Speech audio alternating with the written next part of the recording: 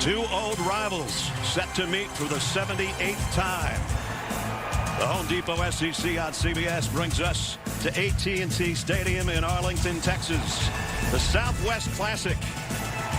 And a battle of ranked teams today, a couple unbeatens. The Aggies of Texas A&M ranked 7th. The 16th ranked Arkansas Razorbacks in front of a packed house here in Arlington.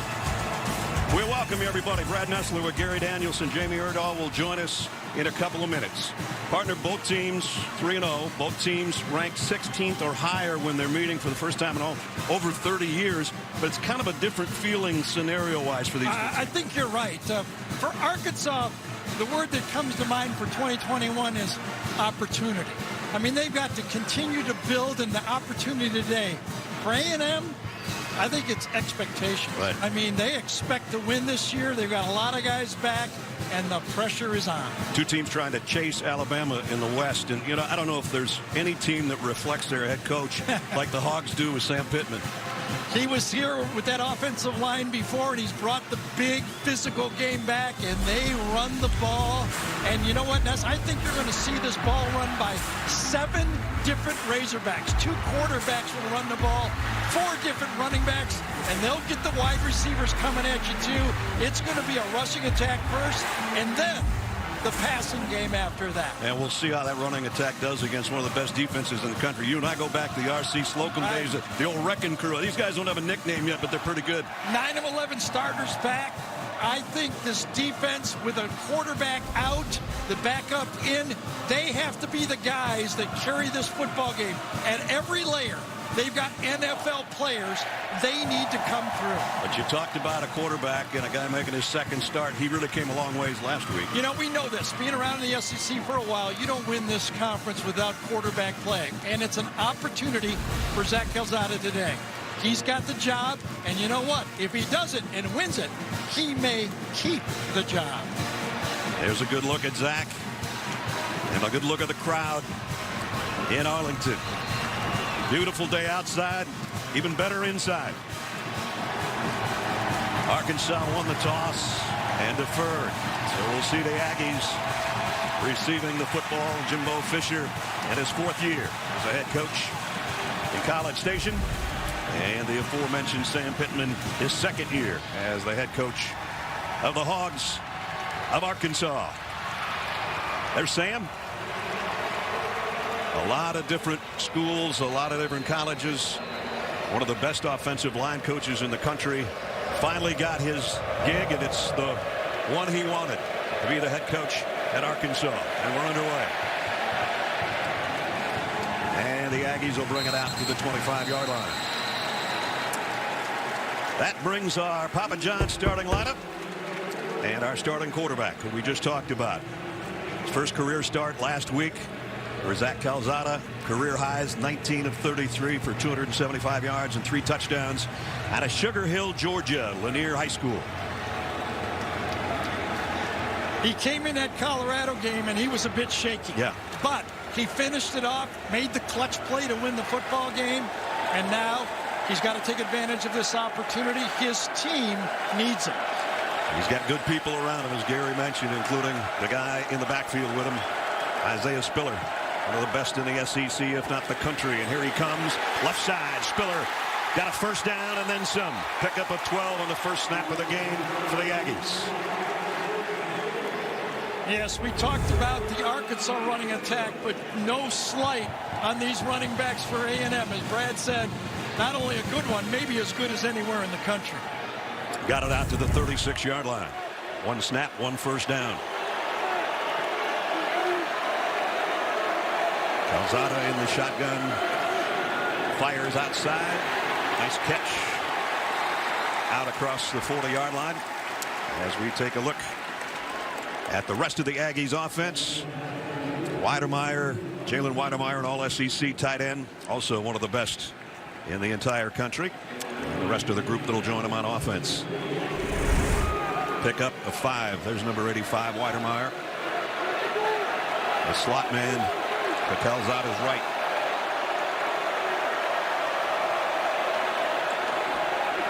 Little swing pass to Spiller out in the flat. Made one man miss, a second, and then he got leveled at the line of scrimmage by Hayden Henry. Part of a Arkansas defense that's really got some good linebackers. Henry, one of them, with Morgan and Bumper Poole, and the rest of the defensive group for the Razorbacks forcing a 3rd down and 4. Those 3 linebackers will rotate all day, keeping them fresh, and the term they use is race to the football. Boy, do they ever. Aggies 47% on their 3rd down conversions through the first 3 weeks. They've got a 3rd and 4 here on their opening drive at the 42-yard line. Calzada flushed out of the pocket. Got to the edge and got the 1st down. Good tough run. This is a great start for Zach Calzada. A week ago, he started 4 for 4 with 2 touchdown passes. Here they got a couple completions early, but I think this run, getting out of the pocket and converting, is big for him. Get hit, don't get hurt, right, and make a 1st down. Jimbo Fisher told us yesterday, said, you know, you like to get them some layups, but then you want them to shoot a 3 or 2 if you want to use a basketball analogy. It's nice to get hit, but just bumps. Exactly. Play fake. He might get hit right here. Got away and threw it away. Spiller mixing it up there on the sideline. Grant Morgan is the guy applying the pressure. That'll bring up 2nd down and 10. They pulled Kenyon Green, number 55. He's playing guard today. Got a little pressure in his face. Green couldn't get centered up, but you said it exactly right. Save the play, get 2nd and 10. They've had to shift some people on the offensive line due to injuries. Got a true freshman in there at right tackle.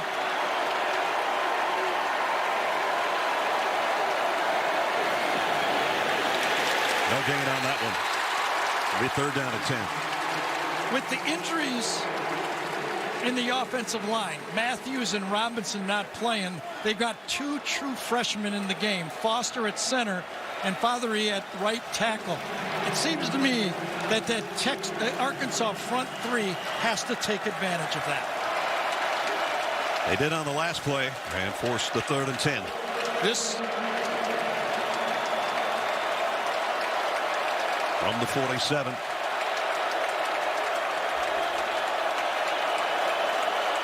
Behind Calzada. Zach's got time and now running out of it. Going to be a tough throw on the run. Incomplete. It's 4th down.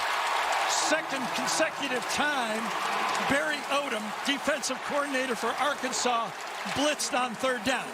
They brought 5 men again, and this time there was no opening for the quarterback. Watch, 3-man line. They're going to bring 2 linebackers on the play, and they're going to force Calzada to make quick decisions. Nowhere to go, and this time a win for Arkansas. And a punt for Constantino. Stands inside his own 35.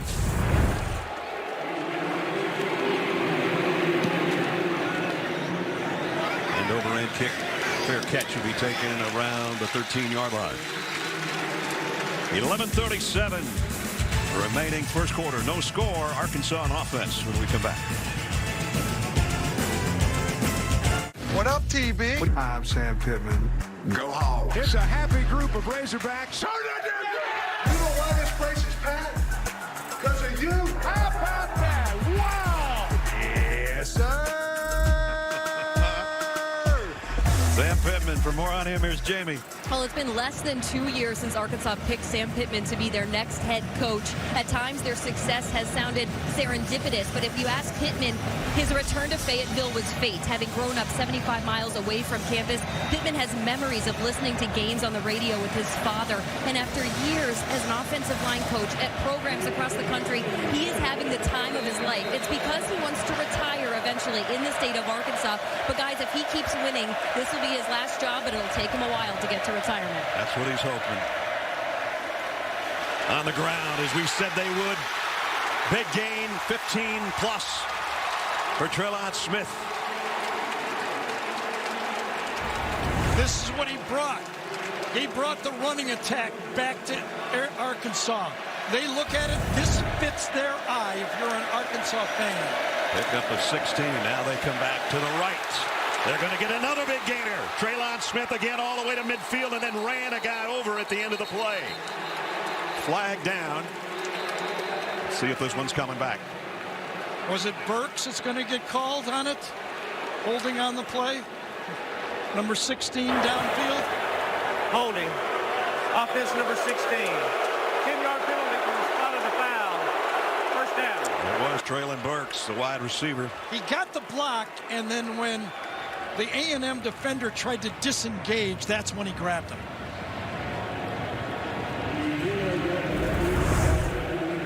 Left side of the screen, you see it right there. That's when it happens. When he tries to disengage, that's when Richardson, number 26, tries to get away. That's when he grabs him. So that'll bring it back to the 35-yard line. Would have been at midfield. The strength of this A&M defense is the front four. They must win here. KJ Jefferson hands it off again. Now looking to throw a block, and he got one. And Smith right back to the same direction. Almost got all of that back. This is, it's a new play, Brad. This is called the RPB, the run pass block option. It's a new thing. You got to hand it off, and then you come back, and then you block. Yep. It's very effective. Got a good one, too. Yep. Out to the 47. First down. Right now, that Aggie defense getting gashed on the ground. Jefferson wanting to take a shot, and does. Down the sideline, wide open at the 30, and it's Treylon Burks. First down, Arkansas. You could almost feel the A&M secondary wary of the speed from Arkansas. They're very deep, and this ball is thrown in the air and couldn't be turned around fast enough by Brian George, number 16. Couldn't get there. And here's a quarterback run all the way for Jefferson. Picked up about 4. As we speak about KJ Jefferson, our Papa John starting lineup. He's the man that's pulling the trigger right now, coming off a career-high game in his own right. 3 touchdown passes, 336 yards, 366 yards, I should say, in their win last week. He is big, and he can run. Running back is split all the way to the bottom of the field. And a 5-receiver grouping. And it's going to be Jefferson hauled down from behind, and it's the All-American. I think it's going to be a delay of game call or a legal procedure call. They whistled this dead. 87 offense. Ball start. 5-yard penalty. It's on Blake Kern, the tight end. As we take a look at the rest of the offense for the Razorbacks, we've already seen Treylon Burks make a big play on that 23-yard pass play, and he also had a holding call. That's Kendall Briles with the tape on the fingers. He calls this tempo offense, tapes his fingers up so the quarterback can see him a little bit better from the field when they calls the plays. Let's see what he's dialed up here on second down at 11.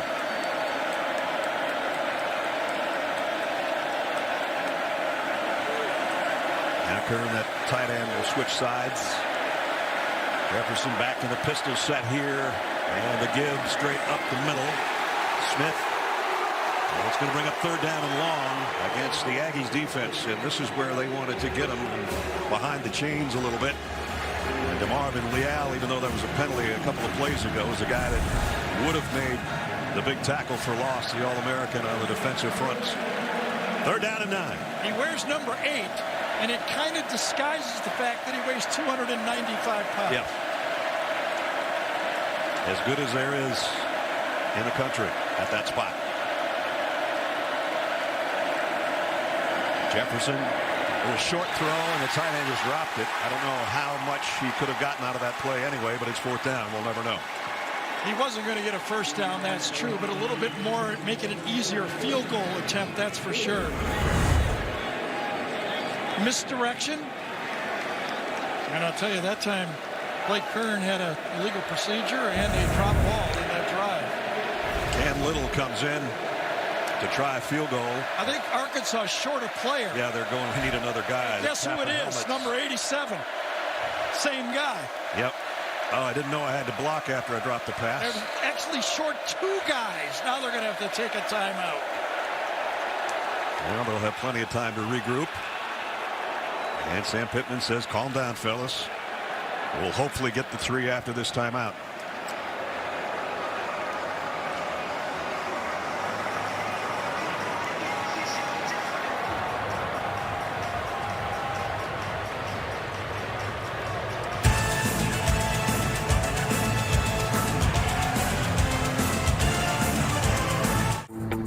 Quarter here in Arlington, AT&T Stadium, Arkansas and Texas A&M. Arkansas forced to take a timeout to get their field goal unit properly organized and get enough guys out there. Cam Little tried 47-yard field goal. His long this year is 44. He is 6 for 6 through the first 3 weeks of the season.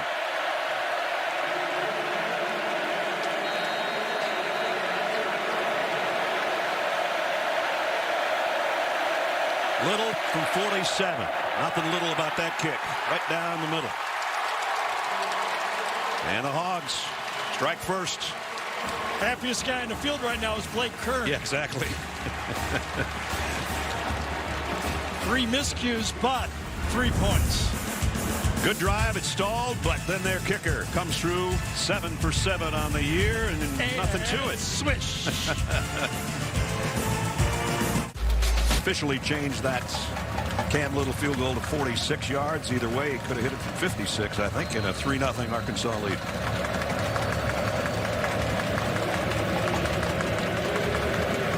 Vito Calvaruso will kick off.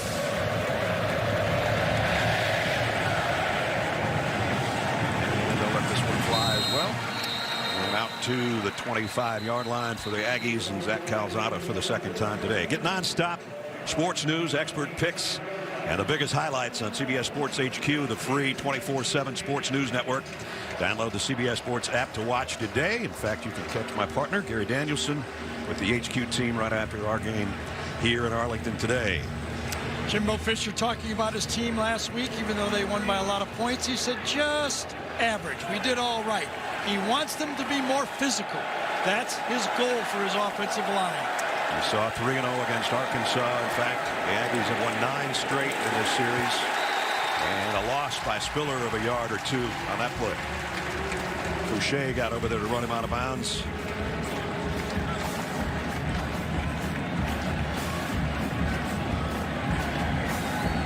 Let's see if Calzada goes back to the air.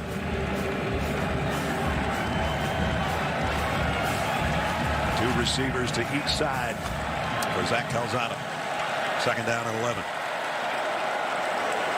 Extra man coming on the blitz. Over the middle to Spiller. Broke 1 tackle. Spiller still on his feet.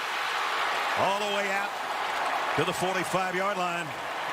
He's such a threat as both a runner and a receiver. Yes, Greg Burks that time vacated the area. He's going to come right off the edge right here, and that's right where Spiller ended up going.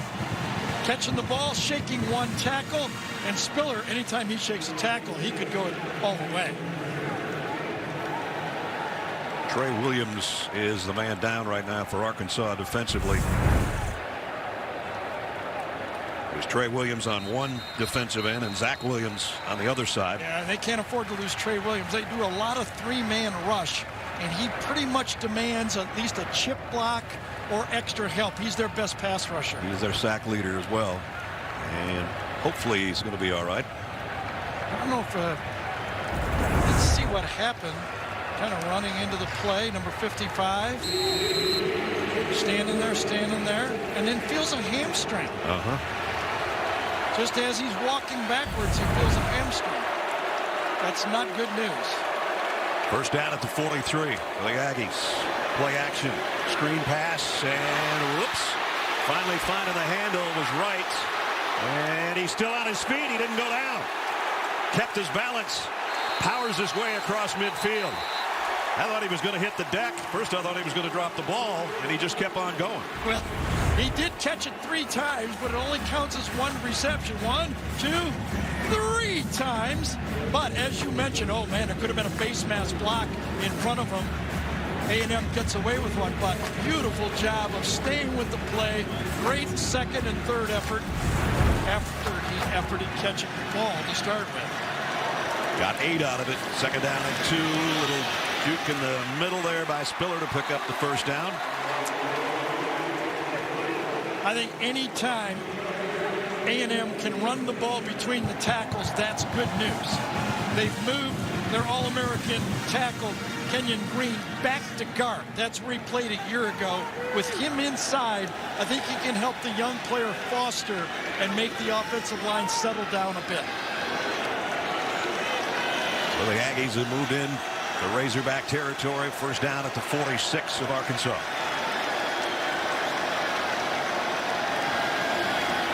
Calzada plenty of times going to go to his check down to Spiller out of the backfield, little safety valve, and Spiller got a few yards out of that.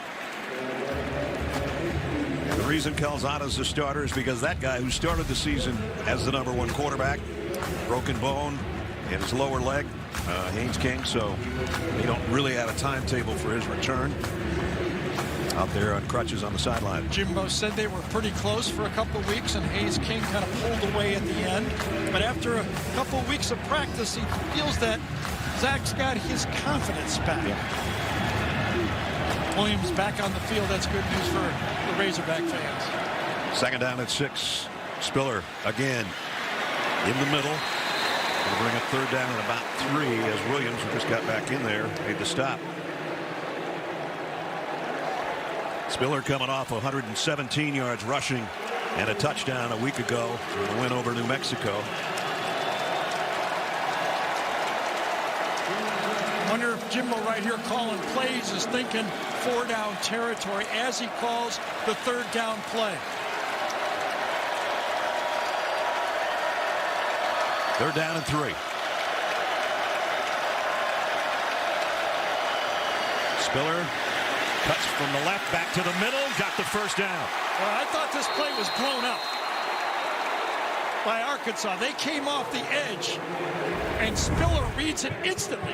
Watch him see the pileup, runs away from the safety, and then picks his way for the first down. Great vision by Spiller. Yeah, saw all that red over there and said, I'm going the other way. Yeah, the feet and the eyes were connected on that one, weren't they? Yeah, they were. He'll get a breather. A-Chain comes in. Yeah, no drop off. Nope. A little bit difference in size, as you can see. A-Chain will take the carry. Back to the line of scrimmage. That's it. Trey Williams again helped on the stop. I think the position that Arkansas needs to dominate is the center. That means Nichols 93 and Widgway 99 have to win that. If they can make that a pressure point on the true freshman in the middle of the field at that spot, it'll force A&M to bring extra help inside.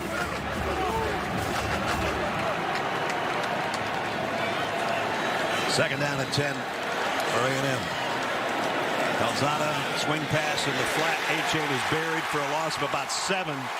All over it was Greg Brooks. That's a tough play to run against this defense. The Barry Odom MO is he plays an umbrella type defense. Everybody's got their eye on the quarterback and they race to the football. Everybody's looking, they're in zone, go. Runs right through a block. Had to be a mix-up outside because he ran right through the block, not even close. Yeah, Ainias Smith kind of whiffed on that one. And then he turned around and yelled at the other guy like, that's not my guy. Hey, if somebody's coming, hit him. Nessler's going to say I missed the block. It's not my guy. That's right.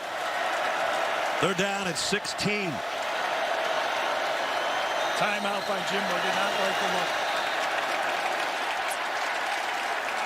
And we'll take it with him. Jimbo didn't like, he doesn't like Ainias Smith. Lack of block either. He was the one that didn't block the right guy. Day, October 6th on CBS. CSI, the global phenomenon, opens a new chapter in the city where it all began. New mysteries, new team, new science. Next generation crime scene investigators. CSI Vegas. Dig deeper to the truth. It's Wednesday, October 6th on CBS. This is the 10th play of this drive for the Aggies, but they're going to have to earn it. Third down and 16. And from here to be a 57-yard field goal. Maybe more. How about a 62-yard field goal? Yeah.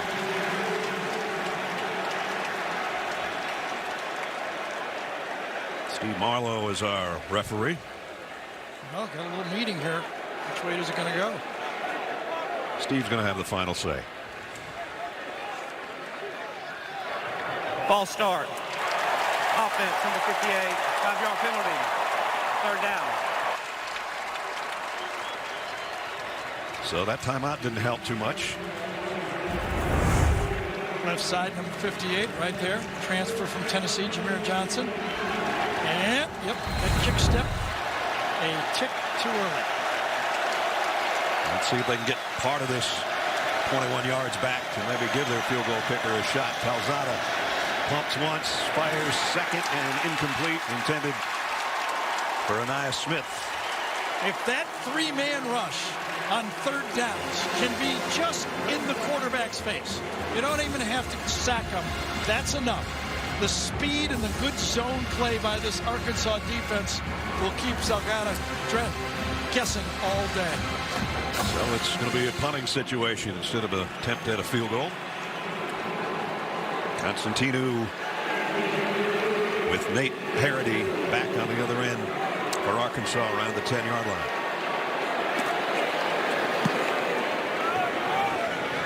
So let this one go. Will it make it to the end zone? Nice hustle, but not quite. Touchback. Good job by the 12th man, but couldn't quite get there. With 2:38 remaining in the first quarter. Now it's time for Do Project Smarter, presented by the Home Depot. Well, everybody that's watched Arkansas football and watched the quarterback KJ Jefferson play, they said kind of reminds them of a guy you guys did before. Look at the similarity between these two plays. And they're about the same size too. A running quarterback, and they're going to use him. There's no doubt about that. It may use the backup quarterback too, Hornsby. Uh-oh. And a false start on Arkansas, so that'll start with a 1st and 15. Jamie, I know you've talked to KJ Jefferson. Cam Newton's kind of a hero of his, right? He really is. Well, when I talked to KJ Jefferson, I also talked to a couple more of his teammates, and all at the same time on the Zoom, when I asked KJ, who do you admire? Who do you want to mirror your game after? They all said Cam Newton for him before he was able to get that name out of his mouth. But most importantly, he said he wants to play the way he does both on and off the field. And he is a big personality, KJ is, that draws his teammates to him. And that's a little bit like Cam, too. Absolutely. First down at 15 at the 15. Deep ball from Jefferson. Got him in stride. On the way is Burks. It's a touchdown, Arkansas. 85 yards.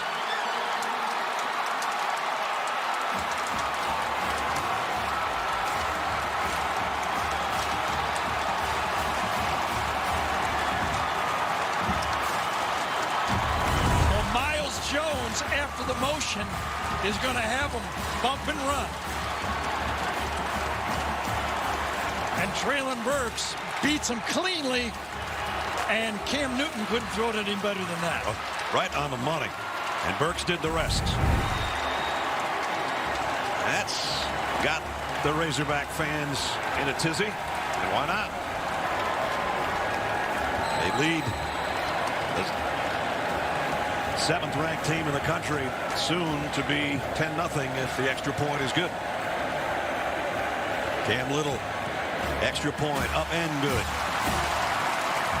2:27 remaining in the first quarter. You want a quick strike offense? Try one play, 85 yards in 11 seconds. And Treylon Burks separates, catches it at midfield, finds his footing, and says goodbye.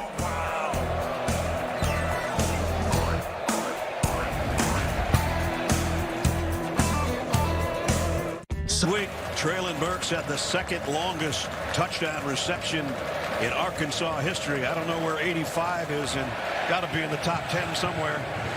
A big one last week and a big one moments ago. It's 10-0. And from our AT&T 5G pylon cam, here's how Treylon Burks looked coming right into your pylon. And I'll tell you one more thing is KJ Jefferson knew he was going to get hit on that play and waited until the last second. And his throw actually allowed Burks to speed up and separate on the play. Let's see if Zach Calzada's got an answer now for the Aggies. Trail by 10. 100 more yards in total offense for the Razorbacks. Of course, 85 of that came on one play. Here's Spiller. He's done a nice job on the ground and as a receiver. Isaiah might have gotten 3, and then he got buried And a little shove at the end. No flags. They're going to let that be the way it is.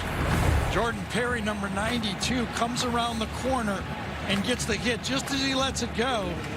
And you'll take him like that all the time. Oh, it was Jaden Peavy. I'm sorry. It was Peavy that got no. It was Peavy that got the hit. Number 92, 2 that got the hit. 2nd down and 7. Calzada to throw. Down the middle, completes it. That's a 1st down. Out near the 40. Jalen Preston on the completion. So again, a nice, easy throw and catch. Couple of injuries for this A&M receiving corps. Chase Lane, number 2, is out. Caleb Chapman, number 81, is out. So they're going to go younger. Maas and Muhammad will be playing, and you'll see a little bit more of Preston as well. Chapman, a big guy, kind of possession receiver, 6'5", and miss him in the red zone. But as you said, the young guys get their chance to shine here in Arlington. Spiller again picked up 3 or so before a host of Razorbacks made him. Torian Carter, one of the first guys there. So the quarterback comparison so far today. A couple of guys that didn't see a lot of action last year. Backs 7 of 10 for 47. KJ 2 out of 3. An 85-yard touchdown bomb.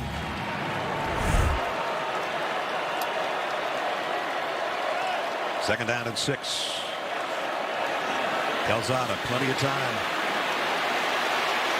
Has to throw on the move now and throws it out of bounds.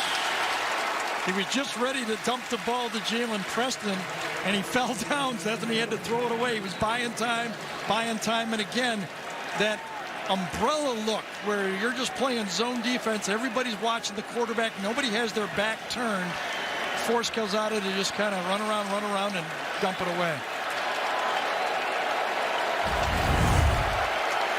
He's just about ready to dump it, and he has to get rid of it.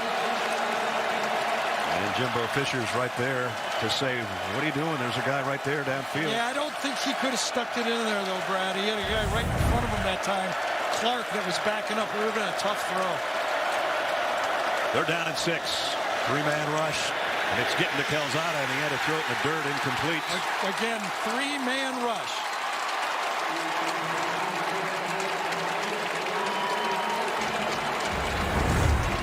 It's a bad sign when you line up 3 guys against 5 guys. Remember, that means the numbers go the other way, and coming around the corner, you have to get that ball away because you can feel them coming. Forces another punt. Trey Williams is the guy that had one-on-one, whether they have 5. They should be turning. That guard should be backing up and helping on that play to his left. Constantino to punt. Parody again. It's back deep. End over end punt. This one should be returnable from about the 17, and down he goes at the 17. Whoa. Nice job on the special teams. Cooper down there to make the hit on the punt coverage.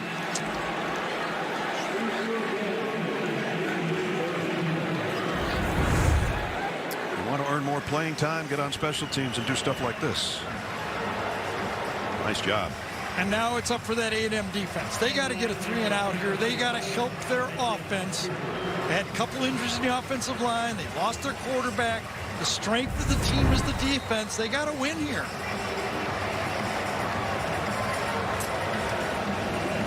That group led by the All-American number 8, Marlon Leal. See if they can get some pressure on Jefferson or if they can stop the run. Right now it's Jefferson all by his lonesome in the backfield. He'll come up under center. Double pass. Double pass. There it is. Got the man out there in Burks. Well, it didn't get a big gainer, but it looked okay. You know why they went under center? So it will be a lateral. Yeah. Come under center, quickly snap it, and that produces the lateral on the play. One step back. The catch by Thompson. And then Thompson lays it out there for Burks. And that brings the quarter to a close. Quarters belong to the Arkansas Razorbacks so far. We played 15 in Arlington. 10-0. Arkansas leads the Aggies.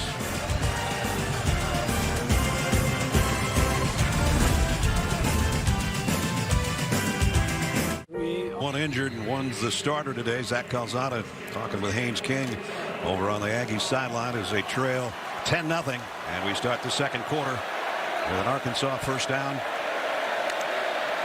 at the 45-yard line. Run up the middle, good to midfield for about 5. Welcome you back to AT&T Stadium. Brad Nessler, Gary Danielson, Jamie's down on the field. You know, everybody comes in and says, okay, are these two teams for real because they play non-conference competition? Arkansas threw a quarter showing that they're very capable. Maybe they are for real, Gary. Well, they've got a lot of talent at the skill positions. Their offensive line has stepped up and matched up in this game, which was supposed to be a mismatch. Story of the game so far to me is that A&M offensive line is getting pushed around. They need to control the ball, and there's no running quarterback to go to this year. Kellen Mond used to solve a lot of problems there a year ago. Absolutely. Meanwhile, Treylon Burks, who had 3 catches for 127 yards and a touchdown last week, has 3 for 135 and a touchdown through the first quarter for Arkansas. KJ Jefferson fires out of the backfield on the run. A.J. Green inside the 30, bounces off. Goodbye. A.J. Green, touchdown, Arkansas.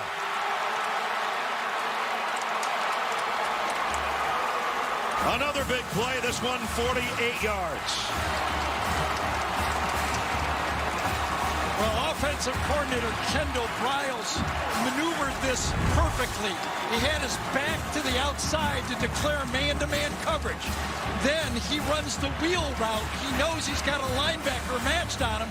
They pick just a little bit out of phase. One missed tackle, and the speedster goes. Beautifully designed play, and the wheel route works again.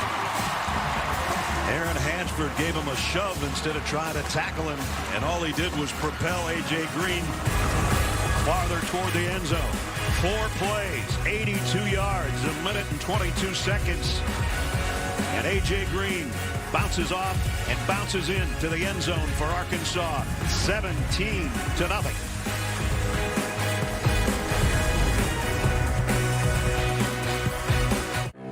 Some pig suing going on right now in Arlington. I tell you, 17-0 over the 7th-ranked Aggies of Texas A&M, who had 3 possessions and 3 punts. They got to find some offense on this series, and they'll start it from the 25-yard line. But before we do that, let's send it back to Adam Zucker in our New York studio for a Jeep update. Zuck. All right, Ness, one loss. Clemson could be in for another stressful day. Survived Georgia Tech last week. NC State's Devin Leary to Emeka Emezi for a 3rd down touchdown. The first touchdown scored against Clemson's defense all year. They are tied at 7. Woo big, buddy. No kidding. This is an Aggie defense that was, along with Clemson and Georgia and all of that, only allowing 17 points the first 3 games, and they've got 17 right on the kisser already, and then we still got 14 minutes to play in the half.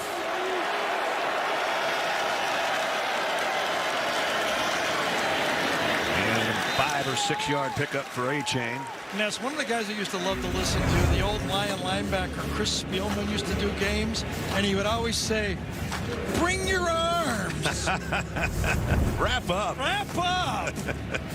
We've been talking about speed, and you saw one of those speed guys, A.J. Green, already. And boy, did he take it and do it. They got speed on both sides of this football team, this game.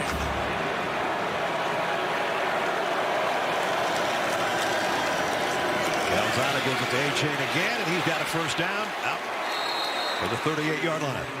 Trelon made the stop. Seems to me, though, they've not been able to get the ball to one of their big playmakers, Jalen Weidemeyer, number 85, the tight end. He's a first down machine when he catches the ball, and so far he hasn't even been targeted in the game. He already has the career reception touchdown total for a tight end by A&M. He's got 12 career scores. Jimbo's going, let's go, let's hurry up. Weidemeyer switches from left to right. All Ainias Smith has done is get yelled at so far. Pretty much that's it. And flags down again.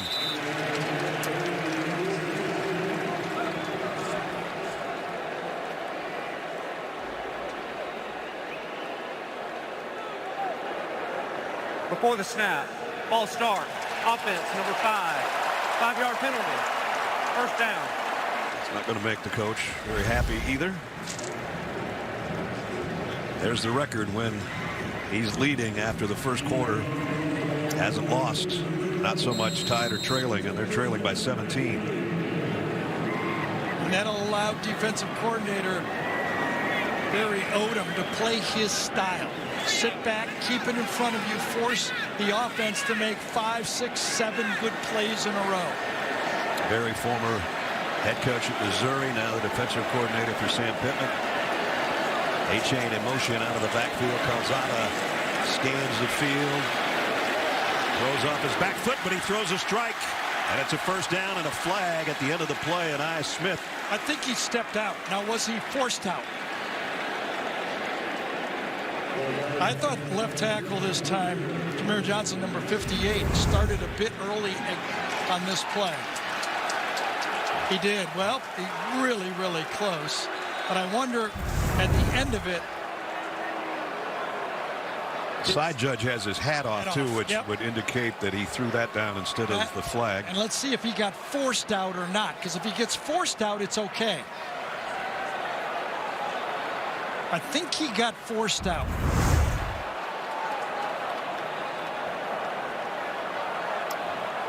Yeah, he was out of bounds and came back in. Yeah, we didn't see it, but I think he was forced out on the play. Bottom of your screen, yes. I think they're going to let him have this completion. Here's a call. Illegal touching. Offense, 0. He went out of bounds on his own, came back and was the first to touch the pass. The penalties are lost and down at the previous spot. Second down. And they're going to say that he did go out Try to go real slow and see if he got a push on this play. Bottom of the screen being ridden, gets shoved. Boy, I thought he got pushed, and he got shoved out again on the play. He's in the slot, comes out to the outside. I don't know, it's close. At any rate, it's second down at 15. Calzada crossed his body, got it to A-chain somehow. He made the grab, and now we got another flag down. Well, the Arkansas bench thinks it's going back.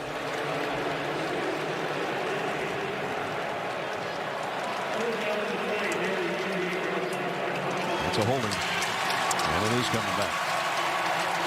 I think Johnson's struggling at left tackle over there. He can feel the speed, and he's trying to leave early, but he held on the play. He's dealing with Williams over there, or has been most of the game.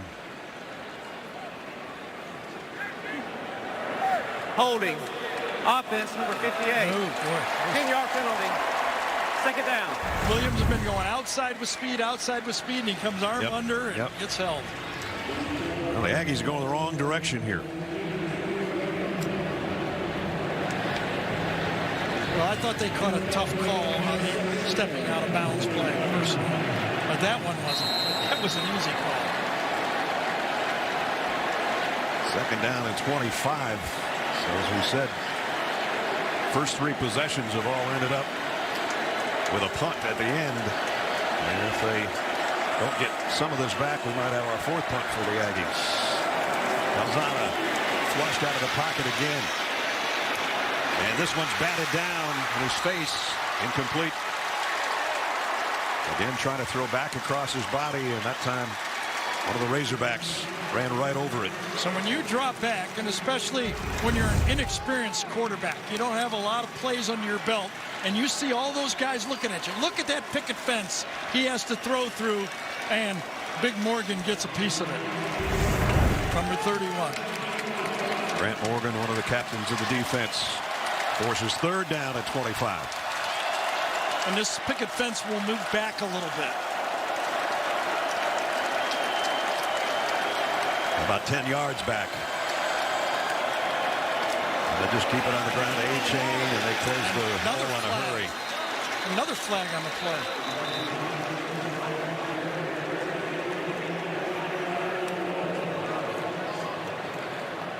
Well, of course, if it's against A&M, it'll be declined. Illegal formation. Offense. More than 4 players in the backfield. Penalties declined. 4th down. Too many men in the backfield, and another punt upcoming.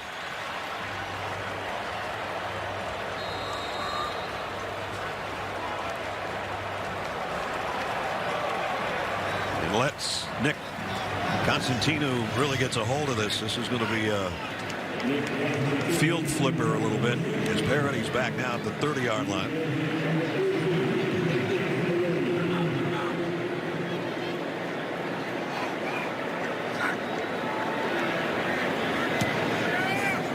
He did get a nice kick. Parody's going to go all the way back to the 20-yard line. And he stepped out of bounds there, I think. Whistles or stop play anyway. I think he stepped out at the 21. So it was a nice punt. With 10:39 remaining. First half. All Arkansas so far. 0-0 lead as we welcome you back to Dallas and work our way through the second quarter. September is Prostate Cancer Awareness Month, and that gives us a chance to pay homage to Mike Slive, the commissioner of the SEC from 2002 until 2015. Slive passed away from complications of prostate cancer in 2018, but one of his lasting legacies was creating this foundation that bears his name. Since 1 in 8 men will get prostate cancer, the goal of the Mike Slive Foundation is to eradicate this disease, and with early diagnosis, it is nearly 100% treatable. You are seeing both head coaches wear this pin today to honor Mike Slive, but also to join in the battle against prostate cancer. Mike Slive, one of the great guys ever. Get checked, fellas. Take it from me. There's a throw out in the flat. Burks tiptoes out of bounds. He's got 4 catches, and he just keeps piling on the yardage. And Arkansas has just gashed this defense with big plays. That's only the 13th play of this half, and they've got 240 yards of offense. Pick up a 4, second down at 6. KJ Jefferson's only missed 1 pass, and he just missed another one, and the guy that dropped both of them is the tight end Kern. That one was a little low. Yeah, that's that RPO down the line that has been first entered the league at Auburn a few years ago, and as everybody has taken it and ran with it. Let's see if the Aggies get Arkansas off the field here. Huge play for the Aggie defense. They're down at 6 from the 25. And they get pressure on the quarterback the way Arkansas has.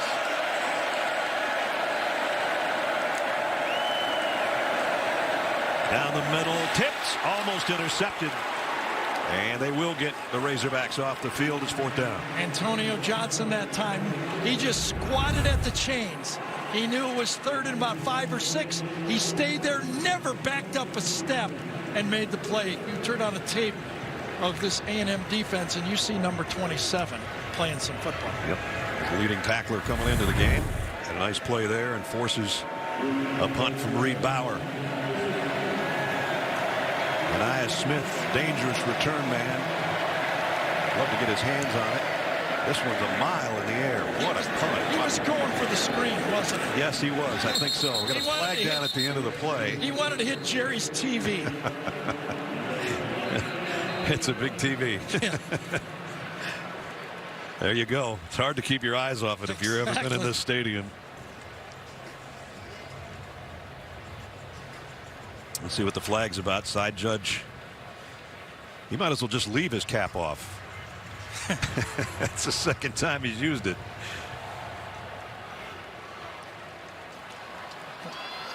They'll tack it at the end here. They're not. That was a short enough punt. They won't force Arkansas to punt again, I don't think. They'll just take the 5 right there.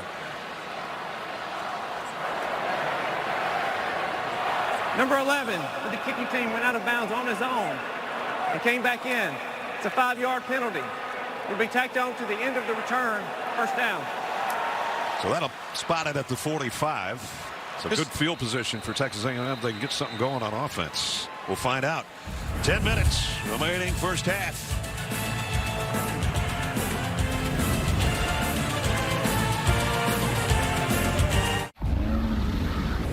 Arkansas has done a nice job getting heat on the quarterback. And they're doing it right up the middle. Nose tackle is pushing center right back into the face of Calzada on the play. both plays, he had to get out of the pocket because of that pressure inside, and that makes it easy for those guys downfield to get up there and make those batted balls. You said yesterday in our meeting, I got a feeling Ridgway's going to be a guy that's going to make a difference, and he has. He has. Ridgway and Nichols, 99 and 93. That's been the pressure point, and it's going to force A&M to give him some help at that center position. It's not just the quarterback, but right now, I think they need to find their tight end. Can they find number 85 and help him out? He's lined up on the right side as a blocker right now. Calzada's got time. Deep middle. Overshot his intended receiver. Incomplete. Preston. Well, let's test your knowledge right now with today's Aflac trivia question. When was the last time Texas A&M and Arkansas won a conference title? Well, you know that's going to be sort of a trick question because they're SEC members now, but I'm sure it has something to do with previous conference. That's just a hint. 2nd and 10. Calzada. That pocket changed about 4 times, and he throws it to the Arkansas bench. Frustration on the face of the quarterback right now. And the strength of the defense is everybody is looking at the quarterback on the play.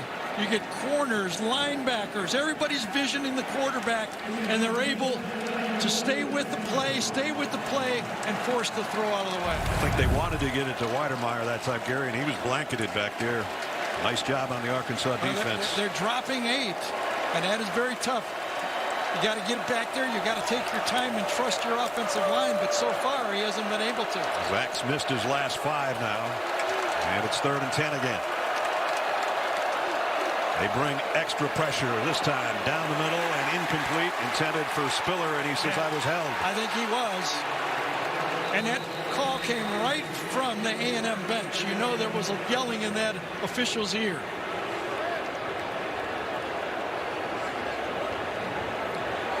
And I think they're going to get number 9, Brooks, on the play. So on 3rd and long, this time they go with the blitz and don't drop back. Dialed up as something a little bit different. Yeah, he is. Pass interference. Defense number 31. The ball will be placed at the spot of the foul. Automatic first down. Well, he called 31, but I think it was on 9. Yeah, I think so too.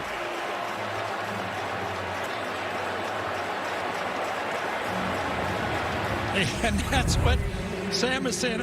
We rushed 31 on that play. Right. That was 9. Yeah, and I don't think he did anything over there. So it's 1st down. Right now the Aggies will take them any way they can get them. Any way you can. Jump start it. They need points badly. 9:40 to go in the half.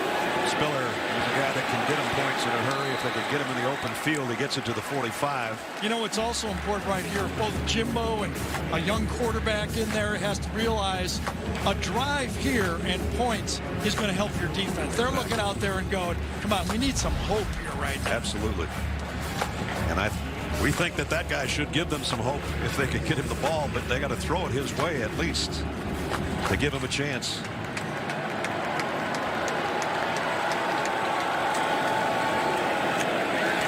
Jump stop, just stop, period. And once you get it blown up inside, then everybody rallies to the football. As they say, the race for the tackle.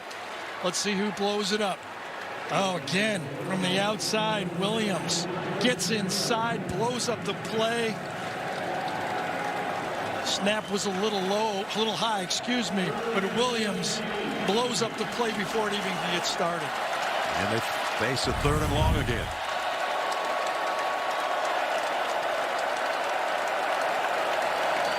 They blitzed last time. I don't think they will this time. Nope. Calzada steps up in the pocket this time, and he's going to go down from behind, and it's Trey Williams. And the star.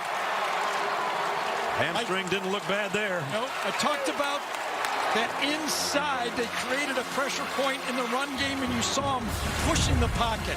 But outside, with the three-man rush, the mismatch has been 55 against 58 and 74. Two guys couldn't stop him on that one. Relentless number 55. The numbers don't work. When you can rush three and they can put pressure, it's a bad, bad sign.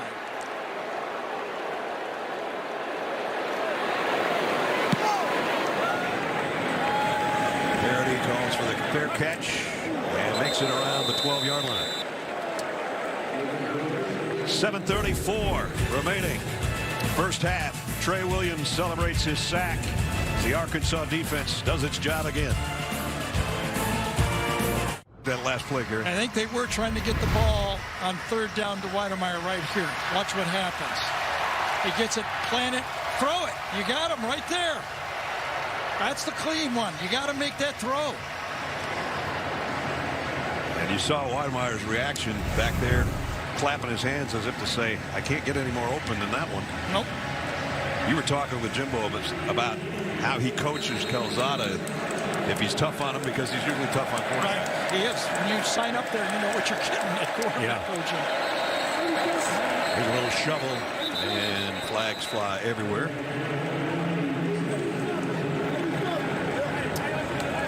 Well, we asked you a little bit earlier, testing your knowledge. The athletic trivia question was, when's the last time Texas A&M and Arkansas won a conference title? I gave you a hint.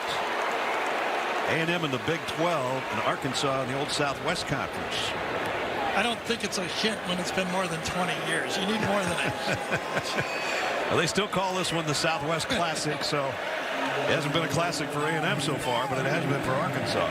Well, as we talked about the opportunity for Arkansas and the way they've played, they've taken advantage of it so far. They're playing, as they say, with house money right now, are they not? Time of possession doesn't matter to Arkansas. It's all been big plays. And here's KJ Jefferson on another big play. Jefferson rumbles out across the 25. I talked to Kendall Briles, offensive coordinator for Arkansas. He was with Lane Kiffin at Florida when he was at Florida Atlantic. And he said, I go, what did you learn the most? He says, keep running the quarterback. Make him stop the quarterback. Especially if you got a guy like this, but he's going back to the air here. Maybe. Nope. Going to the ground, and the ball is out. Arkansas covered it, though.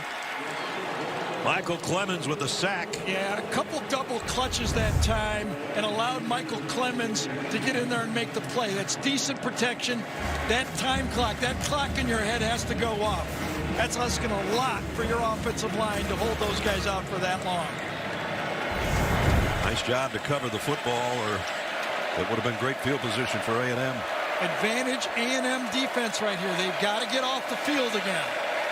Second down and 15. And they'll empty the backfield.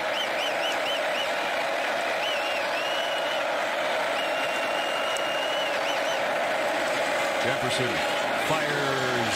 Back shoulder throw is a beauty. First down. You know, sometimes you can play good defense and it doesn't matter. As Ness called it, it was a back shoulder throw and it was perfectly executed. Turn at the last second, and Morris makes the catch. So Jefferson had a 19-yard run earlier in this drive. Now a 21-yard pass and a perfect throw to the 43. Back to the ground they go. Trying to cut it outside. This one's going to be a loss of a yard. Look out over there. Run out of bounds by Antonio Johnson. And this is the rankings of Texas A&M coming in. First in points allowed, just under 6 a game. First in passing yards allowed, only allowing 77 a game, and 9th in total yardage. And they're getting carved up by Arkansas on the ground and in the air today. Raheem Sanders into the backfield for one of the first times today. And he's got blazing speed as well.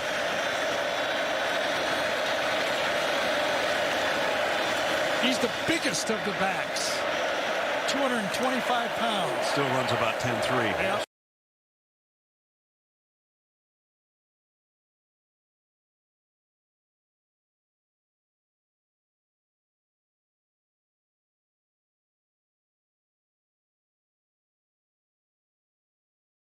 Jefferson running for his life, and the pass is incomplete.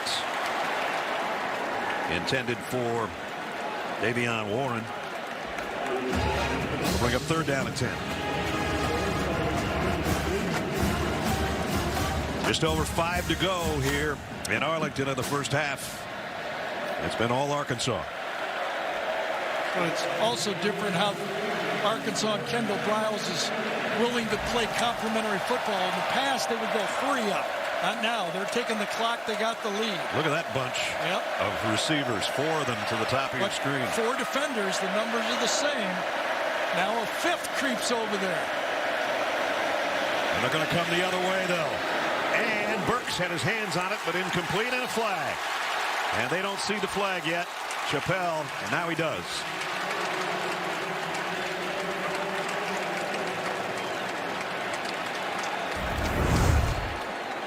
One-on-one, no help, puts his hands on him. Oh, yeah, he's all over him that time.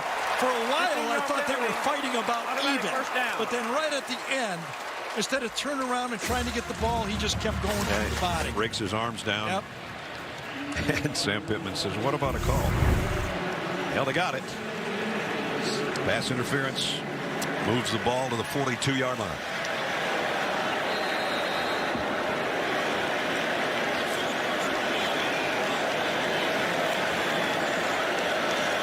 Sanders stays in there in the backfield. That's Kern, the tight end, in motion. And here comes Sanders to the near side. Pretty good shot at about the 38-yard line. Damani Richardson, I beg your pardon. 3 really good safeties.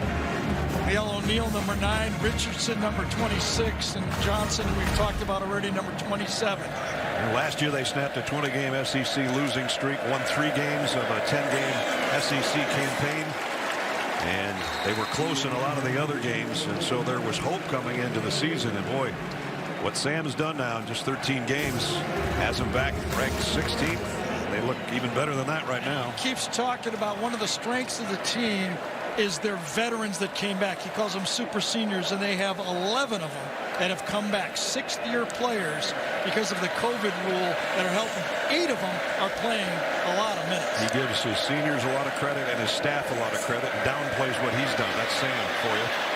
Jefferson slipped as he threw, and he still got it to Burks, but is he out of bounds? He's out of bounds. I don't know how he got it that far, falling down, but he did.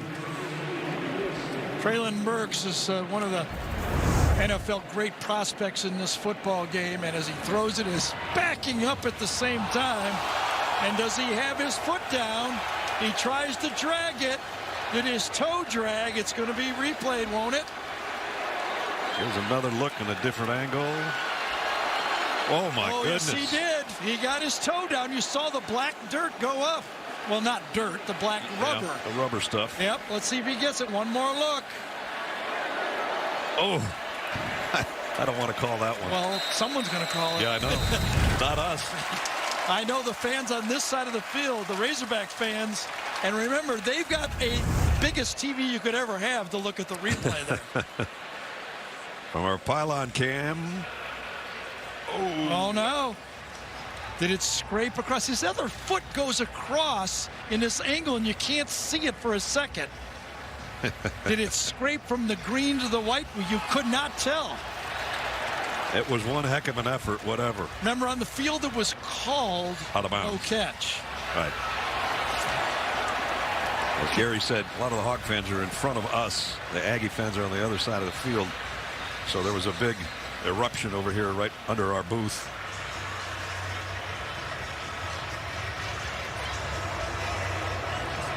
Now, his foot came down in the field, but does he have possession of the ball? Gene Steer to our rules officials with us from New York. Gino, it's all yours. I had a feeling when you and Gary said you didn't want to touch it that was going to be my cue, Brad. I think what I was looking at too was not only that drag, and it's very close, but that he survived the ground. When it comes fractions like that and angles are so tight, the ruling on the field more than likely stays. He also and I think that was the case on this one. Yep. Gene, he also double caught it at the end too. Watch, catch it, and then he juggles it and catches it again when he's out of bounds. I think they got it right. Great point, Gary. Yes. Yes, they did get it right. Great point. So 3rd down and 12, and here's that bunch set down to the bottom of the screen this time. The last time they put 4.5 guys over there, and he threw it to the right. This time they're staying in zone. He should throw it down here to the left. It's Burks to the top of the screen. That's what they tried to do going left last time. This is a quarterback draw. Instead, flags down. And Jefferson's not going to get to the sticks anyway. But let's wait and see what the penalty's about.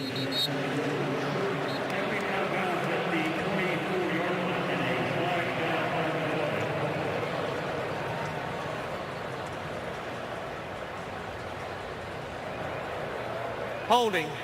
Offense number 55. 10-yard penalty. 3rd down.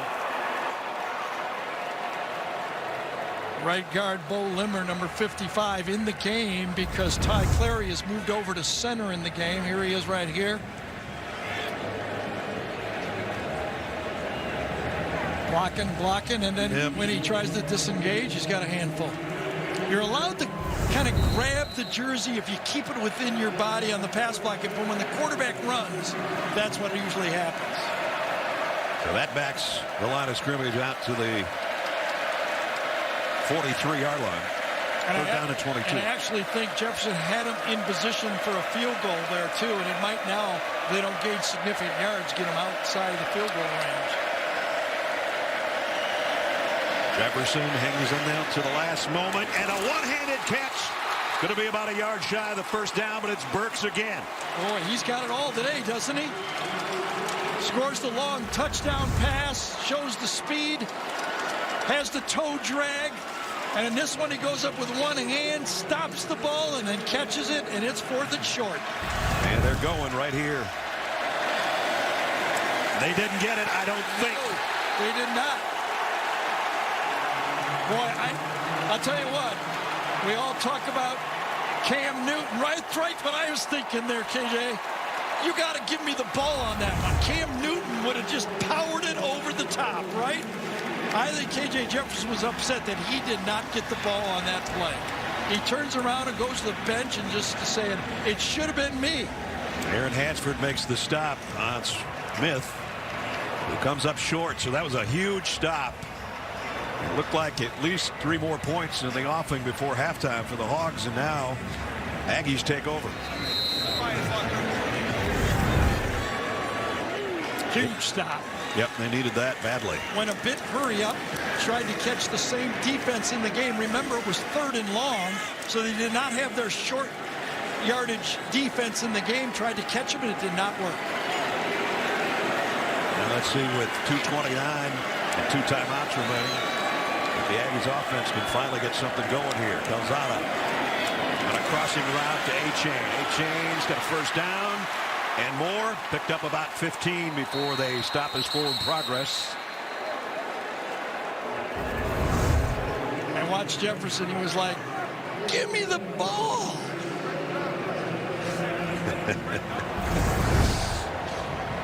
He's still talking about it over there. I thought it was decent strategy, though. A&M had their, nickel defense in, and they just didn't block it well enough. Calzada throws incomplete. That's going to be holding. That's going to be on Monteric Brown.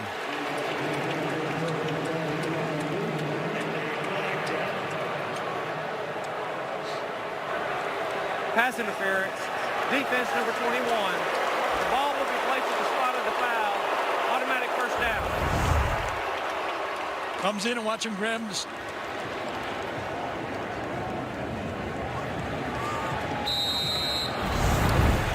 First down by penalty with 2:01 to go in the half.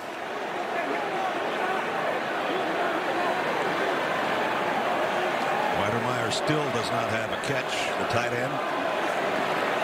Calzada all day to throw, and A-Chain has to make an acrobatic stretch to make the catch. Coming up at the half, Adam, Rick, and BJ with first half analysis and highlights from around the country on the Geico halftime reports.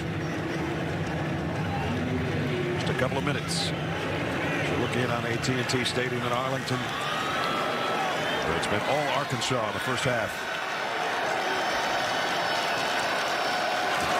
snap. Calzada drops it. Arkansas had a hand on it, but I think A-Chain got back on it. Things not going smoothly here for the Aggies. Again, a high snap to the outside, and it was very fortunate that A-Chain was the fastest guy in the field to get it. Also maybe fortunate that Calzada didn't get hurt and stretched his hand out for his passing hand. Right arm, yep. 3rd down and 4. Big 3rd down here for the Aggies. And they pick it up. Great execution, good throw. Keeping it low, and Preston did the old hook route. Great little stop route that you throw when you need a 1st down. Swing the back out wide, stop, come back to the quarterback. Beautiful. Jalen Preston gets it to the 44-yard line. Clock winding down near the 1-minute mark. Again, Texas A&M's got 2 timeouts. Got a good field goal kicker. They'd like to get a touchdown now because here's a throw and another tough catch and a good one by Ainias Smith. That defense has just been dropping back. That picket fence is set at about 10 yards. And Calzada is being very patient and taking the easy throw. Double caught again. Clock running down to 50 seconds at the 32. Don't want to make a mistake here. Calzada flushed out of the pocket again. Going to have to throw away.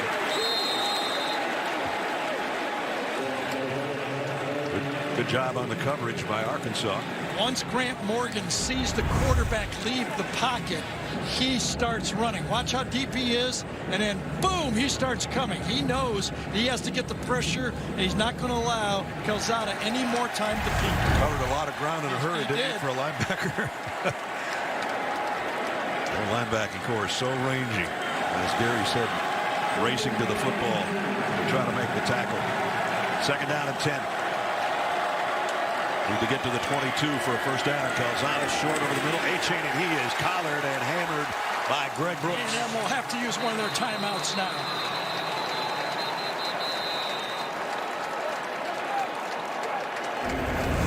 Again, the strategy, just rush 3. Everybody hates to prevent defense, but when you can run to the ball like that, you can stop him. Quarterback does not have a lot of confidence to throw the ball in between.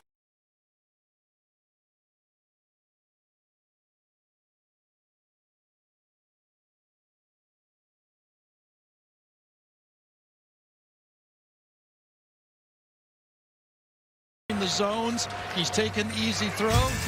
The defense is working. Hard work. After the timeout with 33 seconds remaining, 1 timeout now left for the Aggies as they try to get points here before halftime. Ness, last year, Weidemeyer had 14 of his catches on first downs came on 3rd down. He's the guy they should look for. He was open before, he just didn't pull the trigger. Empty backfield. Calzada throws on the run, tipped incomplete. Preston got a hand on it at the end of the play, but it was tipped en route. I think they'll go field goal here. Nobody open again. He went for the tight end and was just a bit high, and it almost bounced in for a huge play. Successful. Remember how important that stop was on 4th down, because Arkansas gets the ball to start the 2nd half, and they probably would have ran out the rest of the half. Let's see if A&M could put 3 on the board. Seth Small's 5 of 6, and Arkansas is going to take a timeout here. Let him think about it a little bit.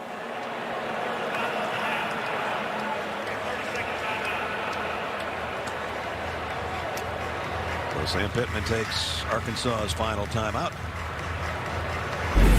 Paramount Plus is the new home of Inside the NFL. Expert insight, exclusive commentary, and special features for the hardest hitting team of analysts in football. Catch new episodes Tuesdays at 9:30 Eastern exclusively on Paramount Plus. This is going to be about a 49-yard field goal for Seth Small. Not only did they freeze the kicker on that one, Ness, the 12th man for Arkansas was late getting off the field, so it served 2 purposes. Seth Small's long this year is 49. This is from 49.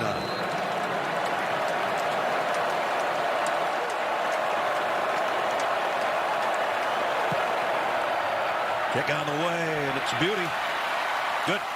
It's always good to have something good happen for the end of the half like that. Go in, put points on the board, you walk in and say, come on. We score one touchdown and let them feel the pressure a little bit. Cuts into the lead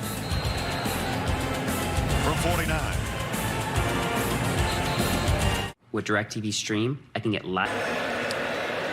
Texas A&M to kick after the 49-yard field goal, capped a 46-yard drive in 9 plays.